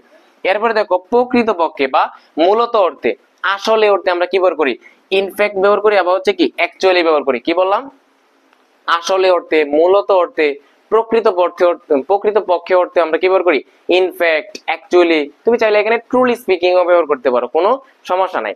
এরপরে এইবার লক্ষ্য করো যে ঘটনার ধারাবাহিকতা বোঝাতে, কি বললাম, ঘটনার ধারাবাহিকতা বোঝাতে, ঘটনার ধারাবাহিকতা, ধরো আমরা একটা কাজ করতে, ধরো নরমালি কি করি, অনেকগুলো স্টেপ আমাদের ফলো করতে হয় না, যে প্রথমত এটা করি, দ্বিতীয়ত এটা করি, তৃতীয়ত এটা করি, চতুর্থত এটা করি, ফাইনালি কি করি, আমরা একটা পুরো কাজ সম্পন্ন করি। ফর এক্সাম্পল আমি তোমাদেরকে যদি বলি যে আমার বাসা হচ্ছে আসলে নরমালি ময়মনসিং আছে, আমার বাসা কোথায়, ময়মনসিং। তো আমি যদি আজকে ময়মনসিং যেতে চাই, আমার কি করতে হবে, প্রথমত আমার যে যদি আমি বই নিই, কতগুলো বই আমাকে গোছাতে হবে, বা কাপড় চোপড় সবগুলো গোছায়া তারপর যে কি বাসের টিকিট কাটতে হবে, হ্যাঁ, তারপরে হচ্ছে আমার কি করতে হবে, হ্যাঁ, বাস স্টেশনে যেতে হবে, তারপর বাসে উঠতে হবে, তারপর 6-7 ঘন্টা পরে আমি ফাইনালি আমি কোথায় চলে যাব, ময়মনসিং চলে যাব। দেখো ময়মনসিং চলে যাওয়ার আমার আলটিমেট লক্ষ্য কি, ময়মনসিং যাওয়া। তো ময়মনসিং যাওয়ার ক্ষেত্রে আমার কয়টা কাজ করতে হইতেছে, প্রথমত আমাকে বইগুলো গোছাইতে হয়েছে, কাপড় চোপড় গোছাইতে হয়েছে, তারপরে হচ্ছে কি আমার একটা বাসের টিকিট কাটতে হয়েছে, তৃতীয়ত হচ্ছে আমি বাস স্টেশনে যাইতে হয়েছে, চতুর্থত বাসে ওইটা 6-7 ঘন্টার পরে ফাইনালি আমি কোথায় যাবো, ময়মনসিং যাইবো। সো দেখো একটা কাজ করার জন্য আমরা যে এক একটা ধাপ আমরা অনুসরণ করি, এক একটা স্টেপ আমরা অতিক্রম করি, তো এরকম ধারাবাহিকতা বুঝতে আমরা কি ব্যবহার করব, প্রথমত অর্থে হচ্ছে ফার্স্টলি ব্যবহার করব, দ্বিতীয়ত অর্থে আমরা সেকেন্ডলি, তৃতীয়ত অর্থে কি থার্ডলি, এরপরে যদি আর চতুর্থ থাকে তাহলে ফোর্থলি দিবা, এরপর আর যদি থাকে আর এবং শেষে কি দিব, ফাইনালি দিব। ঠিক আছে, তাহলে কোনো একটা ঘটনার ধারাবাহিকতা বোঝাতে, হ্যাঁ, প্রথমত, দ্বিতীয়ত, তৃতীয়ত, চতুর্থত, হ্যাঁ, পরিশেষে, এরকম অর্থে আমরা কি ব্যবহার করি, ফার্স্টলি, সেকেন্ডলি, থার্ডলি এবং শেষে ব্যবহার করি ফাইনালি। এই বিষয়টা ক্লিয়ার? প্রত্যেকটা কানেক্টরস তুমি যদি বোর্ড কোশ্চেন প্র্যাকটিস করে দেখবা এই নিয়মটা তুমি প্রায়ই পাবা, সো এটা খুবই গুরুত্বপূর্ণ। এরপরে দেখো কারণ বোঝাতে কি ব্যবহার করি, কারণ বোঝাতে আমরা তিনটা জিনিস ব্যবহার করব, সেটা হচ্ছে সিন্স, অ্যাজ, বিকজ। কি বললাম বলো, কারণ বোঝাতে আমরা তিনটা কানেক্টরস ব্যবহার করব। এটা হচ্ছে কি সিন্স, অ্যাজ, বিকজ। মনে রাখবা সিন্স, অ্যাজ এটা বাক্যের শুরুতেও বসতে পারে, আবার বাক্যের মাঝেও বসতে পারে। সিন্স, অ্যাজ এটা বাক্যের শুরুতেও বসতে পারে, আবার বাক্যের মাঝেও বসতে পারে। আবার এই যে বিকজ আছে, বিকজ সবসময় বাক্যের মাঝে বসে। কি বললাম, বিকজ সবসময় কোথায় বসে, বাক্যের মাঝে বসে। কিন্তু সিন্স এবং এস এ বাক্যের শুরুতেও বসতে পারে, আবার কোথায় বসতে পারে, বাক্যের মাঝেও বসতে পারে। এরপর দেখো ফলাফল বোঝাতে আমরা এই কানেক্টরস গুলো ব্যবহার করতে পারি। কেমন, এটা হচ্ছে as a result, consequently, so, therefore, hence. তুমি এই পাঁচটার বা চারটার যে কোনো একটা ব্যবহার করলে হবে। হ্যাঁ, ফলাফল অর্থে আমরা কি ব্যবহার করবো, as a result, consequently, so, therefore, hence. তুমি যে কোনো একটা ব্যবহার করবা, সমস্যা নাই। হ্যাঁ, এজ এ রেজাল্ট হলো তোর ফলশ্রুতিতে, কনসিকুয়েন্টলি হলো ফলশ্রুতিতে, সো তো তাই, দেয়ারফর তো অতএব, হেন্স তো কি অতএব। ঠিক আছে, তো কোথাও যদি দেখো যে অনেকক্ষণ একটা বিষয় সম্পর্কে অনেক কিছু বলা হয়েছে, শেষে অতএব বলতেছে, পরিশেষে বলতেছে, হ্যাঁ, ফলে বলতেছে। তো এরকম আমরা যখন এন্ডিং টানি কোনো কিছু যখন ফলাফল বোঝাই, তখন আমরা কি করি, এজ এ রেজাল্ট, হ্যাঁ, কনসিকুয়েন্টলি, সো, দেয়ারফর, হেন্স। তুমি যাই দাও কারেক্ট। এরপরে দেখো যে শর্ত বোঝালে কি বোঝালে, শর্ত বোঝালে কি হয়, ইফ অথবা আনলেস দিব। আমরা কি বলবো, শর্ত বোঝালে, কোন একটা শর্ত বোঝালে আমরা কি দিব, ইফ অথবা আনলেস। দেখো আমরা যদি বলি যে যদি তুমি ভালো করে পড়ো তাহলে তুমি কি করবা, পরীক্ষায় কি করবা, পাস করবা। তাহলে পরীক্ষায় পাস করার জন্য তোমাকে কি করতে হবে, ভালো করে পড়াশোনা করতে হবে। কি বোঝাতে, শর্ত বোঝাইতেছে। এরকম যদি অর্থে বা যদি না অর্থে আমরা কি ব্যবহার করি, ইফ অথবা আনলেস। তো যেখানে দেখবা একটা ক্লজের মাঝে কি বোঝাচ্ছে, শর্ত বোঝাচ্ছে, শর্ত বোঝাইলে তুমি দিবা কি, ইফ অথবা আনলেস। ঠিক আছে। এরপরে দেখো উদ্দেশ্য বোঝাতে, উদ্দেশ্য বোঝাতে তোমার দুটা বিষয় হতে পারে, একটা হচ্ছে সো দ্যাট অথবা ইন অর্ডার দ্যাট, আর একটা হচ্ছে কি ইন অর্ডার টু। কিন্তু তোমাকে লক্ষ্য রাখতে হবে, তোমাকে মনে রাখতে হবে যে সো দ্যাট এবং ইন অর্ডার দ্যাট এগুলো হচ্ছে কমপ্লেক্স সেন্টেন্সে ব্যবহৃত হয়। কোথাও উদ্দেশ্য বোঝাতে কমপ্লেক্স সেন্টেন্সে আমরা সো দ্যাট অথবা ইন অর্ডার দ্যাট ব্যবহার করি, এবং আমরা উদ্দেশ্য বোঝাতে সিম্পল সেন্টেন্সে কি ব্যবহার করি, ইন অর্ডার টু ব্যবহার করি। কি ব্যবহার করি, ইন অর্ডার টু ব্যবহার করি। তার মানে উদ্দেশ্য বোঝাইলে আমরা দুইটা বিষয় হতে পারে, অথবা সো দ্যাট অথবা ইন অর্ডার দ্যাট, কিংবা in order to. So that কিংবা ইন অর্ডার দ্যাট এগুলো হচ্ছে কমপ্লেক্স সেন্টেন্সে ব্যবহৃত হয়, আর ইন অর্ডার টু হচ্ছে কি সিম্পল সেন্টেন্সে ব্যবহৃত হয়। এরপরে এটা দেখি আমরা উদাহরণ বোঝাতে, কোনো কিছু কি আমরা যখন কোনো একটা কিছুর উদাহরণ দেই, উদাহরণ বোঝাতে আমরা ফর এক্সাম্পল কিংবা সাচেস, তুমি যে কোনো একটা দিলেই হবে। তাহলে উদাহরণ বোঝাতে আমরা ফর এক্সাম্পল অথবা সাচেস দিব। ঠিক আছে। এরপরে দেখো এই সারিতে কোনগুলো আছে, বরং অর্থে হচ্ছে আমরা রেদার অথবা ইনস্টিড দিব। কি দিব, বরং অর্থে আমরা কি দিব, রেদার অথবা ইনস্টিড। যেমন আমি যদি বলি যে আমার ভাই হচ্ছে আমার কি করে না, আমার ভাই হচ্ছে আমাকে সাহায্য তো করেই না, বরং সে কি করে, আমার ক্ষতি করার চেষ্টা করে। তো এরকম বরং অর্থে আমরা কি দিব, রেদার দিব অথবা ইনস্টিড দিব। ঠিক আছে। এরপরে দেখো অন্যদিকে বোঝাতে, কি বোঝাতে, অন্যদিকে বোঝাতে, দুটা পক্ষের আরেকটা বোঝাতে, অন্যদিকে বোঝাতে আমরা কি ব্যবহার করব, অন দা আদার হ্যান্ড অথবা কি দিব, হোয়ারএস দিব। তুমি চাইলে এখানে অন দা কন্ট্রারি ব্যবহার করতে পারো, কোনো সমস্যা নাই। অর্থাৎ কোথাও যদি দেখো যে অন্যদিকে বোঝাচ্ছে, কি বোঝাচ্ছে, অন্যদিকে বোঝাচ্ছে, তখন সেখানে দিবা অন দা আদার হ্যান্ড অথবা হোয়ারএস। এরপরে দেখো অন্যথায় অর্থে আদারওয়াইজ, অন্যথায় অর্থে কি আদারওয়াইজ। এরপরে দেখো যে হো, হু ইজ দ্যাট, হোয়েন, হোয়ার, এগুলো তুমি কখন ব্যবহার করবা, যদি দেখো যে ড্যাশ আছে এবং ড্যাশের আগে কি আছে, ব্যক্তি আছে। কি বলছি, কোথাও দেখবা যে আছে মাঝে, দেখো তুমি যদি দেখো যে মাঝে ড্যাশ আছে এবং ড্যাশের আগে কি আছে, ড্যাশের আগে পার্সন অর্থাৎ কোনো ব্যক্তি আছে। কোথাও যদি দেখো মাঝে ড্যাশ এবং তার আগে ব্যক্তি আছে, তখন ওই ড্যাশটার মাঝে হবে হু। কি হবে, হু হবে। এবং তুমি যদি কোথাও দেখো যে ড্যাশ এবং ড্যাশের আগে কি আছে, ড্যাশের আগে বস্তু আছে, কোথাও দেখলা ড্যাশ এবং ড্যাশের আগে কি আছে, বস্তু আছে, তখন ওই ড্যাশটার মাঝে কি হবে, হুইজ দিবা। তুমি চাইলে দ্যাটও ব্যবহার করতে পারো। কি বললাম, ড্যাশের আগে যদি কি থাকে, বস্তু থাকে। কোথাও দেখো যে কোনো একটা সেন্টেন্সের মাঝে ড্যাশ আছে এবং ড্যাশের আগে কি আছে, বস্তু আছে। বস্তু থাকলে তুমি এখানে হুইচও দিতে পারো অথবা কি দিতে পারো, দ্যাটও ব্যবহার করতে পারো, কোনো সমস্যা নাই। এরপরে দেখো হোয়েন, ড্যাশের আগে যদি সময় থাকে, টাইম কে নির্দেশ করে, তখন সেখানে ওই ড্যাশটার মাঝে কি হয়, হোয়েন হয়। এরপর ড্যাশের আগে যদি কি থাকে, প্লেস থাকে, কোনো স্থান থাকে, তখন সেখানে দিবা কি, হোয়ার দিবা। তাহলে এই বিষয়গুলো তো ক্লিয়ার হয়েছে যে কোন সেন্টেন্সের মাঝে ড্যাশ আছে, কোন সেন্টেন্সের মাঝে ড্যাশ আছে এবং ড্যাশের আগে ব্যক্তি থাকলে আমরা দিব হু, বস্তু থাকলে দিব হুইচ অথবা দ্যাট, সময় থাকলে কোন সময় নির্দেশ করলে দিব আমরা হোয়েন, স্থান নির্দেশ করলে বা প্লেস নির্দেশ করলে আমরা দিব হোয়ার। এরপরে দেখো যে either dot dot or, neither dot dot nor, not only dot dot but also, both dot dot and, এগুলো কেমনে কি, হ্যাঁ। আইদার ডট ডট অর মানে হচ্ছে দুইটা জিনিসের কোনো একটা বোঝাতে আমরা আইদার ডট ডট অর ব্যবহার করি। নাইদার ডট ডট মানে দুইটার কোনোটাই না অর্থ হচ্ছে আমরা নিদার ডট ডট নর ব্যবহার করি। Not only dot dot but also মানে কি দুইটার উভয়টা বোঝাতে। বোথ ডট ডট এন্ড হচ্ছে কি দুইটার উভয়টা বোঝাতে। আমি যদি আরেকটু বিস্তারিত বলি যে আইদার ডট ডট মানে হচ্ছে কি হয় এটা না হয় ওটা। যেমন আমি যদি বলি হয় আমি আম খাবো না হয় কি খাবো, কাঁঠাল খাবো। তাহলে দেখো আম এবং কাঁঠাল দুইটা বিষয়, আমি খাবো কয়টা, হয় আমি আম খাবো না হয় কি খাবো, কাঁঠাল খাবো। তাহলে দুইটার একটা আমাকে বেছে নিতে হবে। এরকম অর্থে আমরা কি করবো, আইদার ডট ডট অর ব্যবহার করব। আর আমি যদি বলি আমি আমও খাবো না তারপর কি কাঁঠালও খাবো না, অর্থাৎ দুইটার কোনোটাই আমি কি করবো না, খাবো না, এরকম অর্থে আমরা কি ব্যবহার করবো, নিদার ডট ডট নর। দুইটার কোনোটাই না অর্থে আমরা কি করি, নিদার ডট ডট নর ব্যবহার করি। আর আমরা যদি বলি দুইটার দুইটাই আমার লাগবে, আমি আমও খাবো আমি কি খাবো, কাঁঠালও খাবো, দুইটার দুইটাই খাবো, দুইটার দুইটা বোঝাতে আমরা কি ব্যবহার করি, not only dot dot but also. তুমি চাইলে সেখানে বোথ ডট ডট এন্ড ব্যবহার করতে পারো। সো এই ছিল আজকের পুরো কানেক্টরস এর ক্লাস। তোমাকে আমি ভাই বলতাছি তুমি জাস্ট কি করবা, এই কানেক্টরস গুলো তোমার স্মৃতিতে রাখবো, তোমার মেমোরিতে রাখবো, তোমার ব্রেনে রাখবা। তুমি যদি এই কানেক্টরস গুলো তোমার ব্রেনে রাখতে পারো, অটোমেটিক্যালি তুমি যখন বোর্ড কোশ্চেন প্র্যাকটিস করবা আর এই বিষয়গুলো যখন তোমার মাথায় থাকবে, অটোমেটিক্যালি তুমি কানেক্টরস গুলো ইউজ করতে পারবা। কিন্তু স্টুডেন্টদের যে সমস্যাটা মূলত হচ্ছে তাদের ব্রেনে হচ্ছে কি এই যে কানেক্টরস হিসেবে যে কোনগুলা বসতে পারে এগুলাই নাই। তোমার ভিতরে যদি তোমার কি থাকে ভোকাবুলারি বা কানেক্টরস গুলো স্টকে না থাকে তাহলে তুমি আনসারটা দিবা কিভাবে? সো তোমার কাজ হচ্ছে তুমি এই কানেক্টরস গুলো তোমার মাথার মাঝে রাখো, তুমি সম্ভব হলে তুমি একটা পেজের মাঝে সবগুলা নোট করে রাখো, নোট করে রাখো, যখন প্র্যাকটিস করবে দেখে দেখে প্র্যাকটিস করবে, দেখবা হচ্ছে তুমি সবগুলাই পারতেছো। ঠিক আছে? আইডিয়াল মানে কি? আদর্শ। আদর্শ জিনিসটা কি? আদর্শ মানে হচ্ছে এমন একজন পার্সন যার ভিতরে কোনো কি নাই, কোনো ভুল নাই, কোনো ত্রুটি নাই, মানে সে পারফেক্ট। আদর্শ সমান কি? পারফেক্ট। তাহলে এর অ্যান্টোনিম যদি বলি, আসসালামু আলাইকুম প্রিয় শিক্ষার্থীরা, আজকে হচ্ছে আমি রাজশাহী বোর্ড 2024 সালে আসা যে সিনোনিম অ্যান্টোনিম সেটি তোমাদেরকে সমাধান করে দিব। সো কথা না বাড়িয়ে চলো শুরু করা যাক। দেখো আমি তোমাদেরকে যে সিনোনিম অ্যান্টোনিম গুলো মানে সমাধান করে দিব, এখানে একটা ওয়ার্ডের অনেকগুলো সিনোনিমাস ওয়ার্ড থাকতে পারে। ঠিক আছে? সো অনেকগুলো সিনোনিম, সহজ সিনোনিম গুলো তোমাকে দিব যাতে তুমি মনে রাখতে পারো সহজে। সো চলো শুরু করি। দেখো এখানে দেওয়া আছে প্রথমে আইডিয়াল। আইডিয়াল মানে কি বলো? আদর্শ। এর অ্যান্টোনিম কি বলতেছে এর অ্যান্টোনিম মানে করার জন্য আর কি। আইডিয়াল মানে কি? আদর্শ। আদর্শ জিনিসটা কি? আদর্শ মানে হচ্ছে এমন একজন পার্সন যার ভিতরে কোনো কি নাই, কোনো ভুল নাই, কোনো ত্রুটি নাই, মানে সে পারফেক্ট। আদর্শ সমান কি? পারফেক্ট। তাহলে এর অ্যান্টোনিম যদি বলি, পারফেক্ট এর অ্যান্টোনিম কি বলতো? ইমপারফেক্ট। আদর্শ মানে কি? যার ভিতরে কোনো ভুল নাই, ত্রুটি নাই, মানে সে পারফেক্ট। তাহলে অ্যান্টোনিম করতে বলছে মানে কি? ইমপারফেক্ট। আদর্শের অ্যান্টোনিম কি হবে বলো? আইডিয়ালের ইমপারফেক্ট। ঠিক আছে?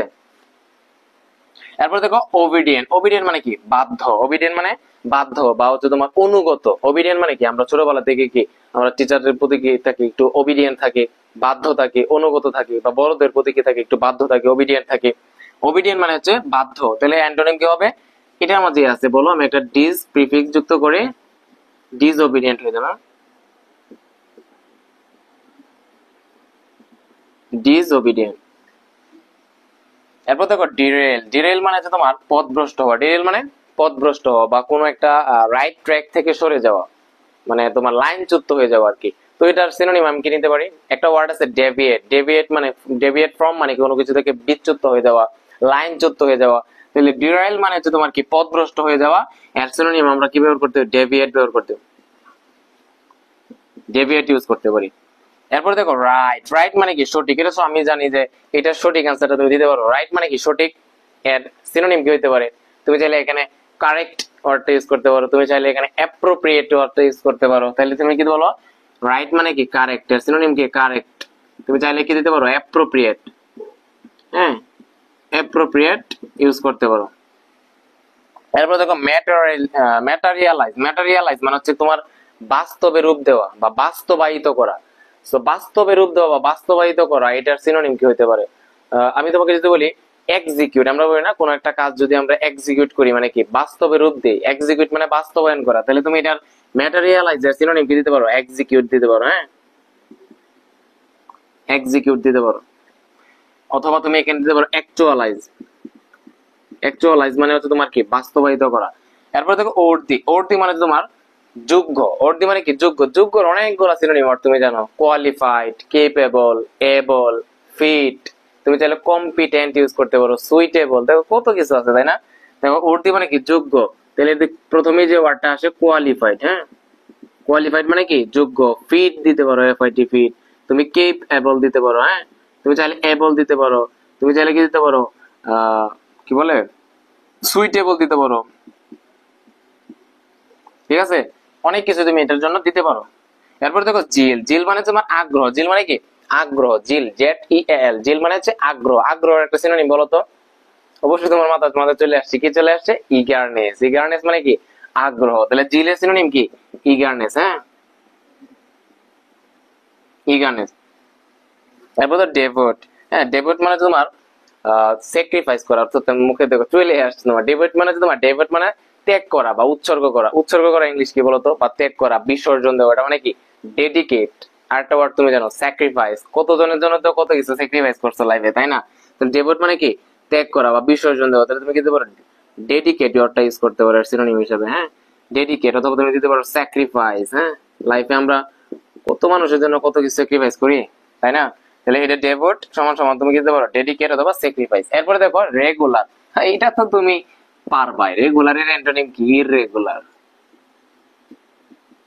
এরপরে আছে কি বলো? লেজার। এটা একটু চিন্তা করো বিষয়টা। লেজার মানে কি বলো? অবসর। আমি নরমালি যখন কোনো কাজ করি না, তখন কি থাকি, আমি অবসরে থাকি। কিন্তু যখন আমি কোনো কাজ করি তখন কি কাজের মাঝে থাকি, মানে বিপরীত। লেজারের বিপরীত তুমি ওয়ার্ক দিতে পারো, আরেকটা ওয়ার্ড দিতে পারো তুমি ডিউটি যদি দেও।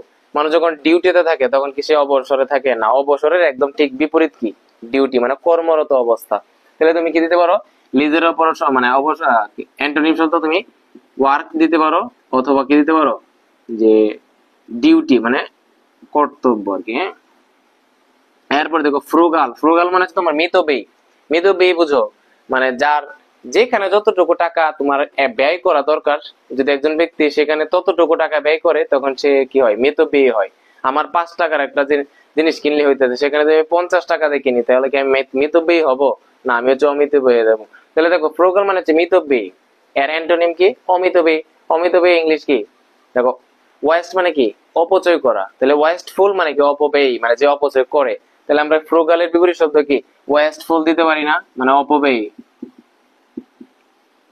অপব্যয়ী। তুমি চাইলে একটা ওয়ার্ড, সুন্দর একটা ওয়ার্ড আছে প্রোডিগাল। প্রোডিগাল মানে হচ্ছে তোমার অপব্যয়ী। হ্যাঁ, এরপর দেখো নোবেল। নোবেল মানে হচ্ছে মহৎ বা উন্নত চরিত্র, এর অ্যান্টোনিম কি হবে উন্নত চরিত্র। সাধারণ মানে সাধারণ মানুষ, একজন মানুষ উন্নত চরিত্র মানে অনেক ভালো, আভিজাত্য। আর আমি যদি বলি সিম্পল, অর্ডিনারি, তাহলে এটার অ্যান্টোনিম কি হতে পারে, অর্ডিনারি হইতে পারে, সিম্পল হইতে পারে, জেনারেল হইতে পারে। হ্যাঁ, এরপর দেখো স্কোয়েন্ডার। স্কোয়েন্ডার ওয়ার্ডটা অনেকেই নাও জানতে পারে। স্কোয়েন্ডার মানে তোমার ব্যয় করা। স্কোয়েন্ডার মানে কি ব্যয় করা। তাহলে ব্যয় করার ইংলিশ কি ভাই বলো, ব্যয় করার ইংলিশ কি এক্সপেন্ড। আমরা বলি না যে এই জায়গায় আসলে টাকাটা এক্সপেন্ড করাটা আমার ঠিক হয় নাই, টাইম এক্সপেন্ড করি, টাকা এক্সপেন্ড করি। হ্যাঁ, তাহলে এক্সপেন্ড মানে কি ব্যয় করা। এরপর দেখো ফরচুনেটলি, এর অ্যান্টোনিম বলছে আনফরচুনেটলি, সরি আনফরচুনেটলি। আনফরচুনেটলি মানে দুর্ভাগ্যক্রমে। এই ওয়ার্ডটার মধ্যে এটা অ্যান্টোনিম লুকায় আছে, বলো আনফরচুনেটলি মানে কি দুর্ভাগ্যক্রমে, আর এর বিপরীত শব্দ কি হবে ফরচুনেটলি মানে ভাগ্যক্রমে। তাহলে দেখো আনটা কাটে দাও, তুমি কি দাও ফরচুনেটলি দাও। হ্যাঁ, অনেক সময় দেখবা ওয়ার্ডের ভিতরে তুমি থাকে, কিন্তু একটু বুদ্ধি খাটাইলে এটার আনসারটা করা যায় ফরচুনেটলি। হ্যাঁ, ফরচুনেটলি। তুমি আরেকটা সুন্দর একটা ওয়ার্ড আছে সেটা ইউজ করতে পারো, তুমি চাইলে এখানে লাকিলি ইউজ করতে পারো। কি লাকিলি মানে ভাগ্যবশত। হ্যাঁ, লাকিলি। ঠিক আছে, তো দেখো কত সুন্দর করে আমি একটা ওয়ার্ডের অনেকগুলো সিনোনিমাস ওয়ার্ড দিছি, অ্যান্টোনিম থাকলো অনেকগুলো অ্যান্টোনিম তোমাকে আমি তোমার চোখের সামনে দেখাইতেছি যে এটার অনেকগুলো ওয়ে আছে করার। সো আই থিঙ্ক তোমাদের ক্লাসটা ভালো লাগছে। তোমরা সবাই পাংচুয়েশন যে মার্ক আছে, হ্যাঁ, পাংচুয়েশন নিয়ে সবাই হচ্ছে হেলাফেলা করো, সবাই হচ্ছে অবহেলা করো। সারা বছর তোমার ন্যারেশন পড়ো, কমপ্লিটিং সেন্টেন্স পড়ো, রাইট ফর্মস অফ ভার্ব পড়ো, কিন্তু দিন শেষে পাংচুয়েশন মার্ক সেটা সহজ মনে করে তোমরা সারা বছর পড়োই না। দিন শেষে তোমার কি হয় যে পাংচুয়েশন যে তোমার 7 নাম্বার থাকে, 7 নাম্বারে তুমি 7 নাম্বার প্রপার মার্কটা পাও না। কেন পাও না? কারণ হচ্ছে হেলাফেলা করো। অনেক সহজ থাকলে অনেক সময় তুমি দেখবো প্র্যাকটিস করা, মানে প্র্যাকটিস না করার অভাবে তুমি দেখবা যে ফুল মার্কটা তুমি পাইতেছো না। ঠিক আছে, সো এই জন্য আমি তোমাকে বলবো যে পাংচুয়েশন যে মার্ক যেটা আছে, সো এখানে তুমি একটু যদি এফোর্ট দেও তুমি দেখবা যে 7-এ 7 পাইতেছো। 7 নাম্বার মানে তোমার হিউজ মার্ক, হ্যাঁ, অনেক নাম্বার।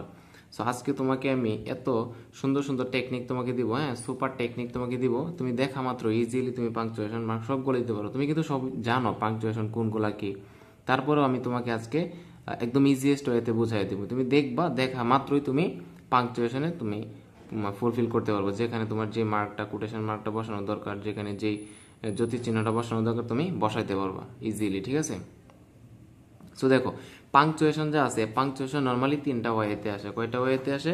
3টা ওয়েতে আসে। কিভাবে আসে তোমার দেখো, এখানে কিন্তু এটা আসছে তোমার ডায়লগ আকারে, ডায়লগ আকারে আসতে পারে, কিংবা তোমার এই যে ডিরেক্ট ন্যারেশন আছে না, ন্যারেশন করছো যে তোমরা, ডিরেক্ট ন্যারেশন বা ডিরেক্ট স্পিচ, ওইটা আকারে আসতে পারে, কিংবা তোমার প্যাসেজ আকারে আসতে পারে। যে কোনো একটা প্যাসেজ দিল, ওই প্যাসেজে তোমার বলবো যে পাংচুয়েশন মার্ক করো, তুমি তোমার জ্যোতিষ চিহ্ন বা বিরাম চিহ্নগুলো তুমি বসাও। ঠিক আছে, সো এখানে তোমার যেটা আসছে এটা তোমার ডায়লগ আকারে আসছে আর কি। মেইনলি তোমার ডায়লগ কিংবা হচ্ছে তোমার ডিরেক্ট ন্যারেশন, ওই দুইটা আকারেই আসে। হ্যাঁ, প্যাসেজ আকারে খুব বেশি একটা আসে না।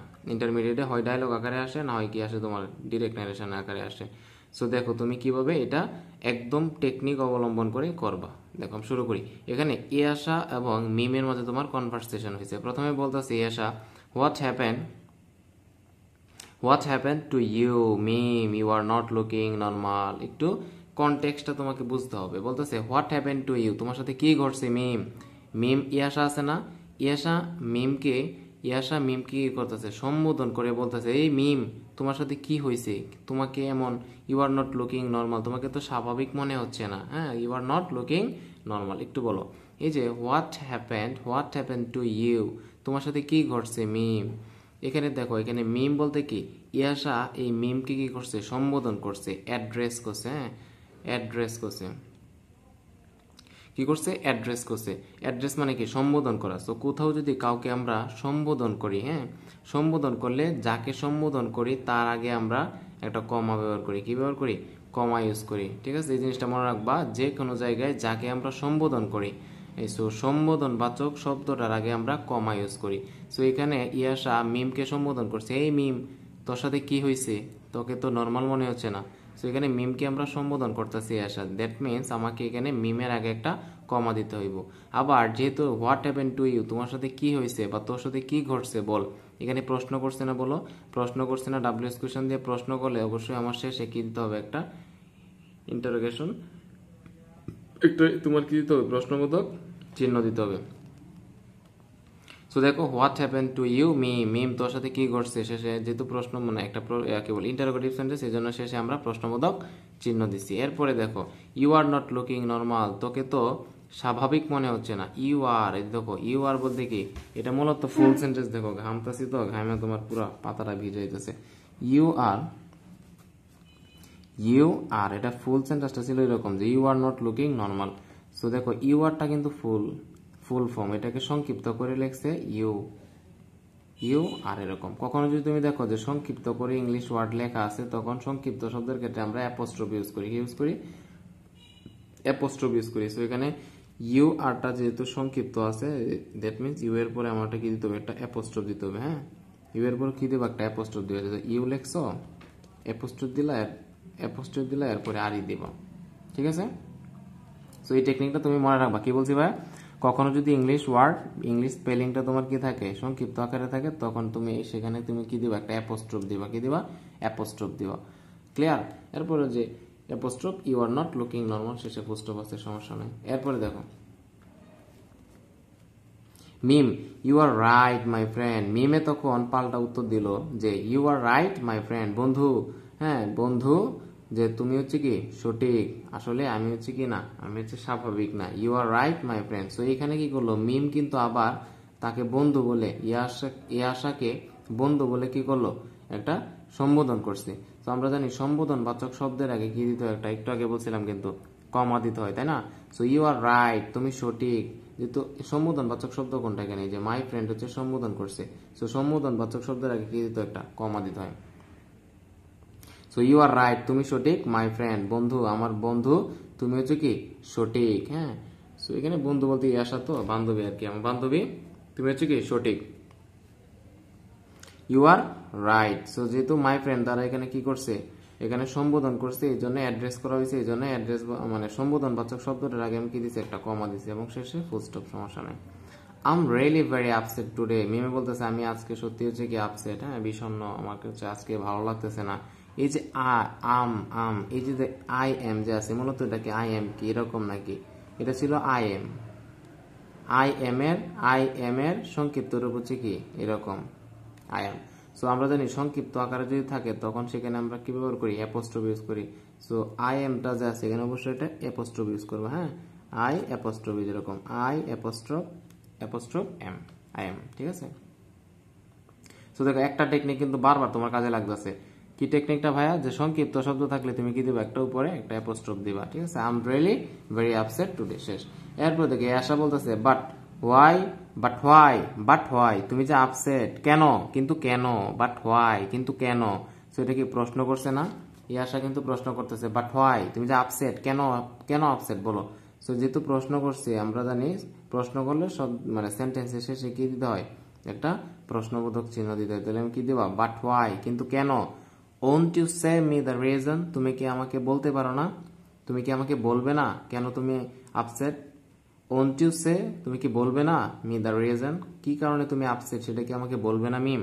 তাহলে আমাকে বলো, এই যে ওন্ট আছে, ওন্টটাকে একটা সংক্ষিপ্ত ফর্ম আছে, কেমনে, কারণ হচ্ছে আমরা জানি উইল নট আছে না, উইল নট হচ্ছে ফুল ফর্ম, এটা সংক্ষিপ্ত ফর্ম হচ্ছে ওন্ট, সংক্ষিপ্ত ফর্ম কি ওন্ট। আর আমরা জানি সংক্ষিপ্ত ফর্ম লিখলে কি দিতে হয়, অ্যাপোস্ট্রোফ দিতে হয়। দেখো একটা টেকনিক বারবার তোমার কাজে লাগতেছে ভাই। দেখো এখানে দেখছিলাম যে সম্বোধন বাচক শব্দের আগে কমা দিতে হয়, এখানে সম্বোধন বাচক শব্দের আগে কমা দিছি, এখানেও সংক্ষিপ্ত ছিল উপরে দিছে অ্যাপোস্ট্রোফ, এখানে এটার মধ্যে কি আছে অ্যাপোস্ট্রোফ সংক্ষিপ্ত রূপে আছে, এই জন্য এইখানে আবার দিতেছে ওন্ট, মানে কি উইল নট ছিল ফুল ফর্ম, এটা সংক্ষিপ্ত ফর্ম হচ্ছে ওন্ট, এই জন্য তোমার অবশ্যই এখানে কি দিতে হবে, ওন্টের জায়গায় অ্যাপোস্ট্রোফ দিতে হবে, ঠিক আছে। এরপরে যদি আমি দেখি, but why won't you say me the reason, তুমি কি আমাকে বলবে না কেন তুমি আপসেট। তাহলে এই যে ওন্ট ইউ সে, তুমি কি আমাকে বলবে না মি দ্য রিজন, কেন তুমি আপসেট, সেটা কি তুমি আমাকে বলবে না। এটা কি ধরনের সেন্টেন্স বলো তো, আমরা জানি শুরুতে অক্সিলারি ভার্ব থাকলে এরপরে তোমার কি সাবজেক্ট থাকলে সেটা কোন ধরনের sentence, interrogative sentence. So interrogative সেন্টেন্সের শেষে কি দিতে হবে, প্রশ্নবোধক চিহ্ন দিতে হয়, এখানে কি হবে, একটা প্রশ্নবোধক চিহ্ন হবে, তাহলে তোমার এই লাইনের কাজ হবে। আর একটা কাজ করতে হবে তোমাকে, এই ওন্ট যে আছে এটা সেন্টেন্সটা কি শুরু হয়েছে না, তো আমরা জানি সেন্টেন্সের প্রথম যে প্রত্যেকটা সেন্টেন্সের প্রথম যে লেটারটা আছে এই লেটারটা কি হয়, ক্যাপিটাল লেটার, এখানে ডাব্লিউটা কিন্তু স্মল লেটার আছে, তো এটা তোমার কি দিতে হবে, ক্যাপিটাল লেটার বড় হাতের অক্ষর দিতে হবে। বেশ, এই সেন্টেন্স তোমার কি হয়ে গেছে, কমপ্লিট করা হয়ে গেছে। এরপরে দেখো তুমি এই যে মিম যে আছে, মিম বলতেছে, দেখা যাচ্ছে কিনা, দাঁড়াও, এখন দেখা যাচ্ছে ঠিক না।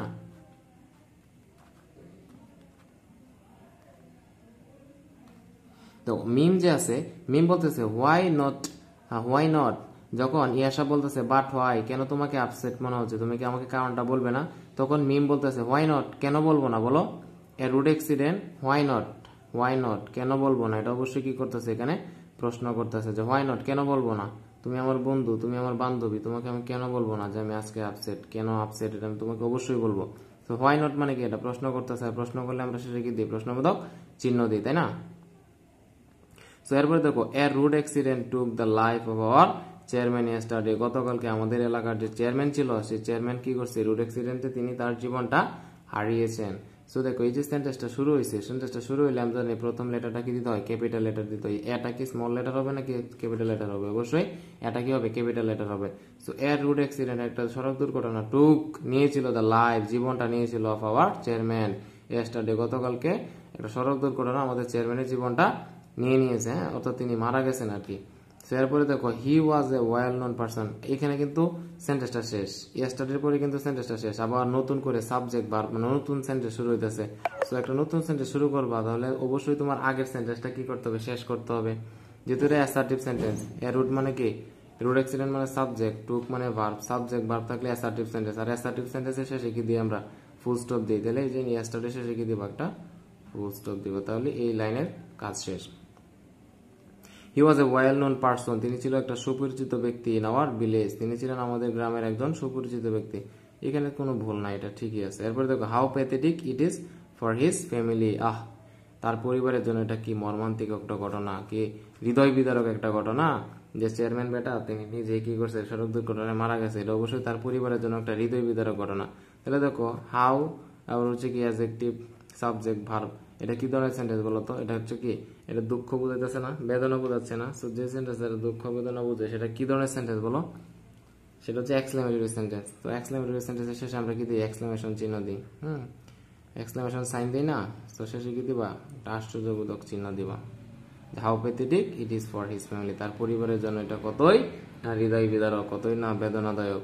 ইয়াশা বলতেছে তখন, ওহ দ্যাটস ভেরি শকিং, আসলে গো সেটা তো আসলে সত্যি কি খুবই মর্মান্তিক একটা ঘটনা, হৃদয় বিদারক ঘটনা। ওহ তাহলে ও দ্বারা কি বোঝাচ্ছে এখানে, একটা মানে কি বলে, একটা এক্সক্লেমেশন ওয়ার্ড, তাই না, আশ্চর্যবোধক শব্দ। তাহলে আশ্চর্যবোধক শব্দ শেষে আমরা কি দিই, এক্সক্লেমেশন সাইন দিই, এক্সক্লেমেশন মানে আশ্চর্যবোধক চিহ্ন দিলে, ওহ যে আছে এই ওহের শেষে কি দিতে হবে, তোমার একটা আশ্চর্যবোধক চিহ্ন দিতে হবে। Oh that's very shocking. So that's বলতে আসলে মূলত হচ্ছে, দ্যাটস বলতে যে তোমার দ্যাট ইজ, দ্যাট বলছে কি,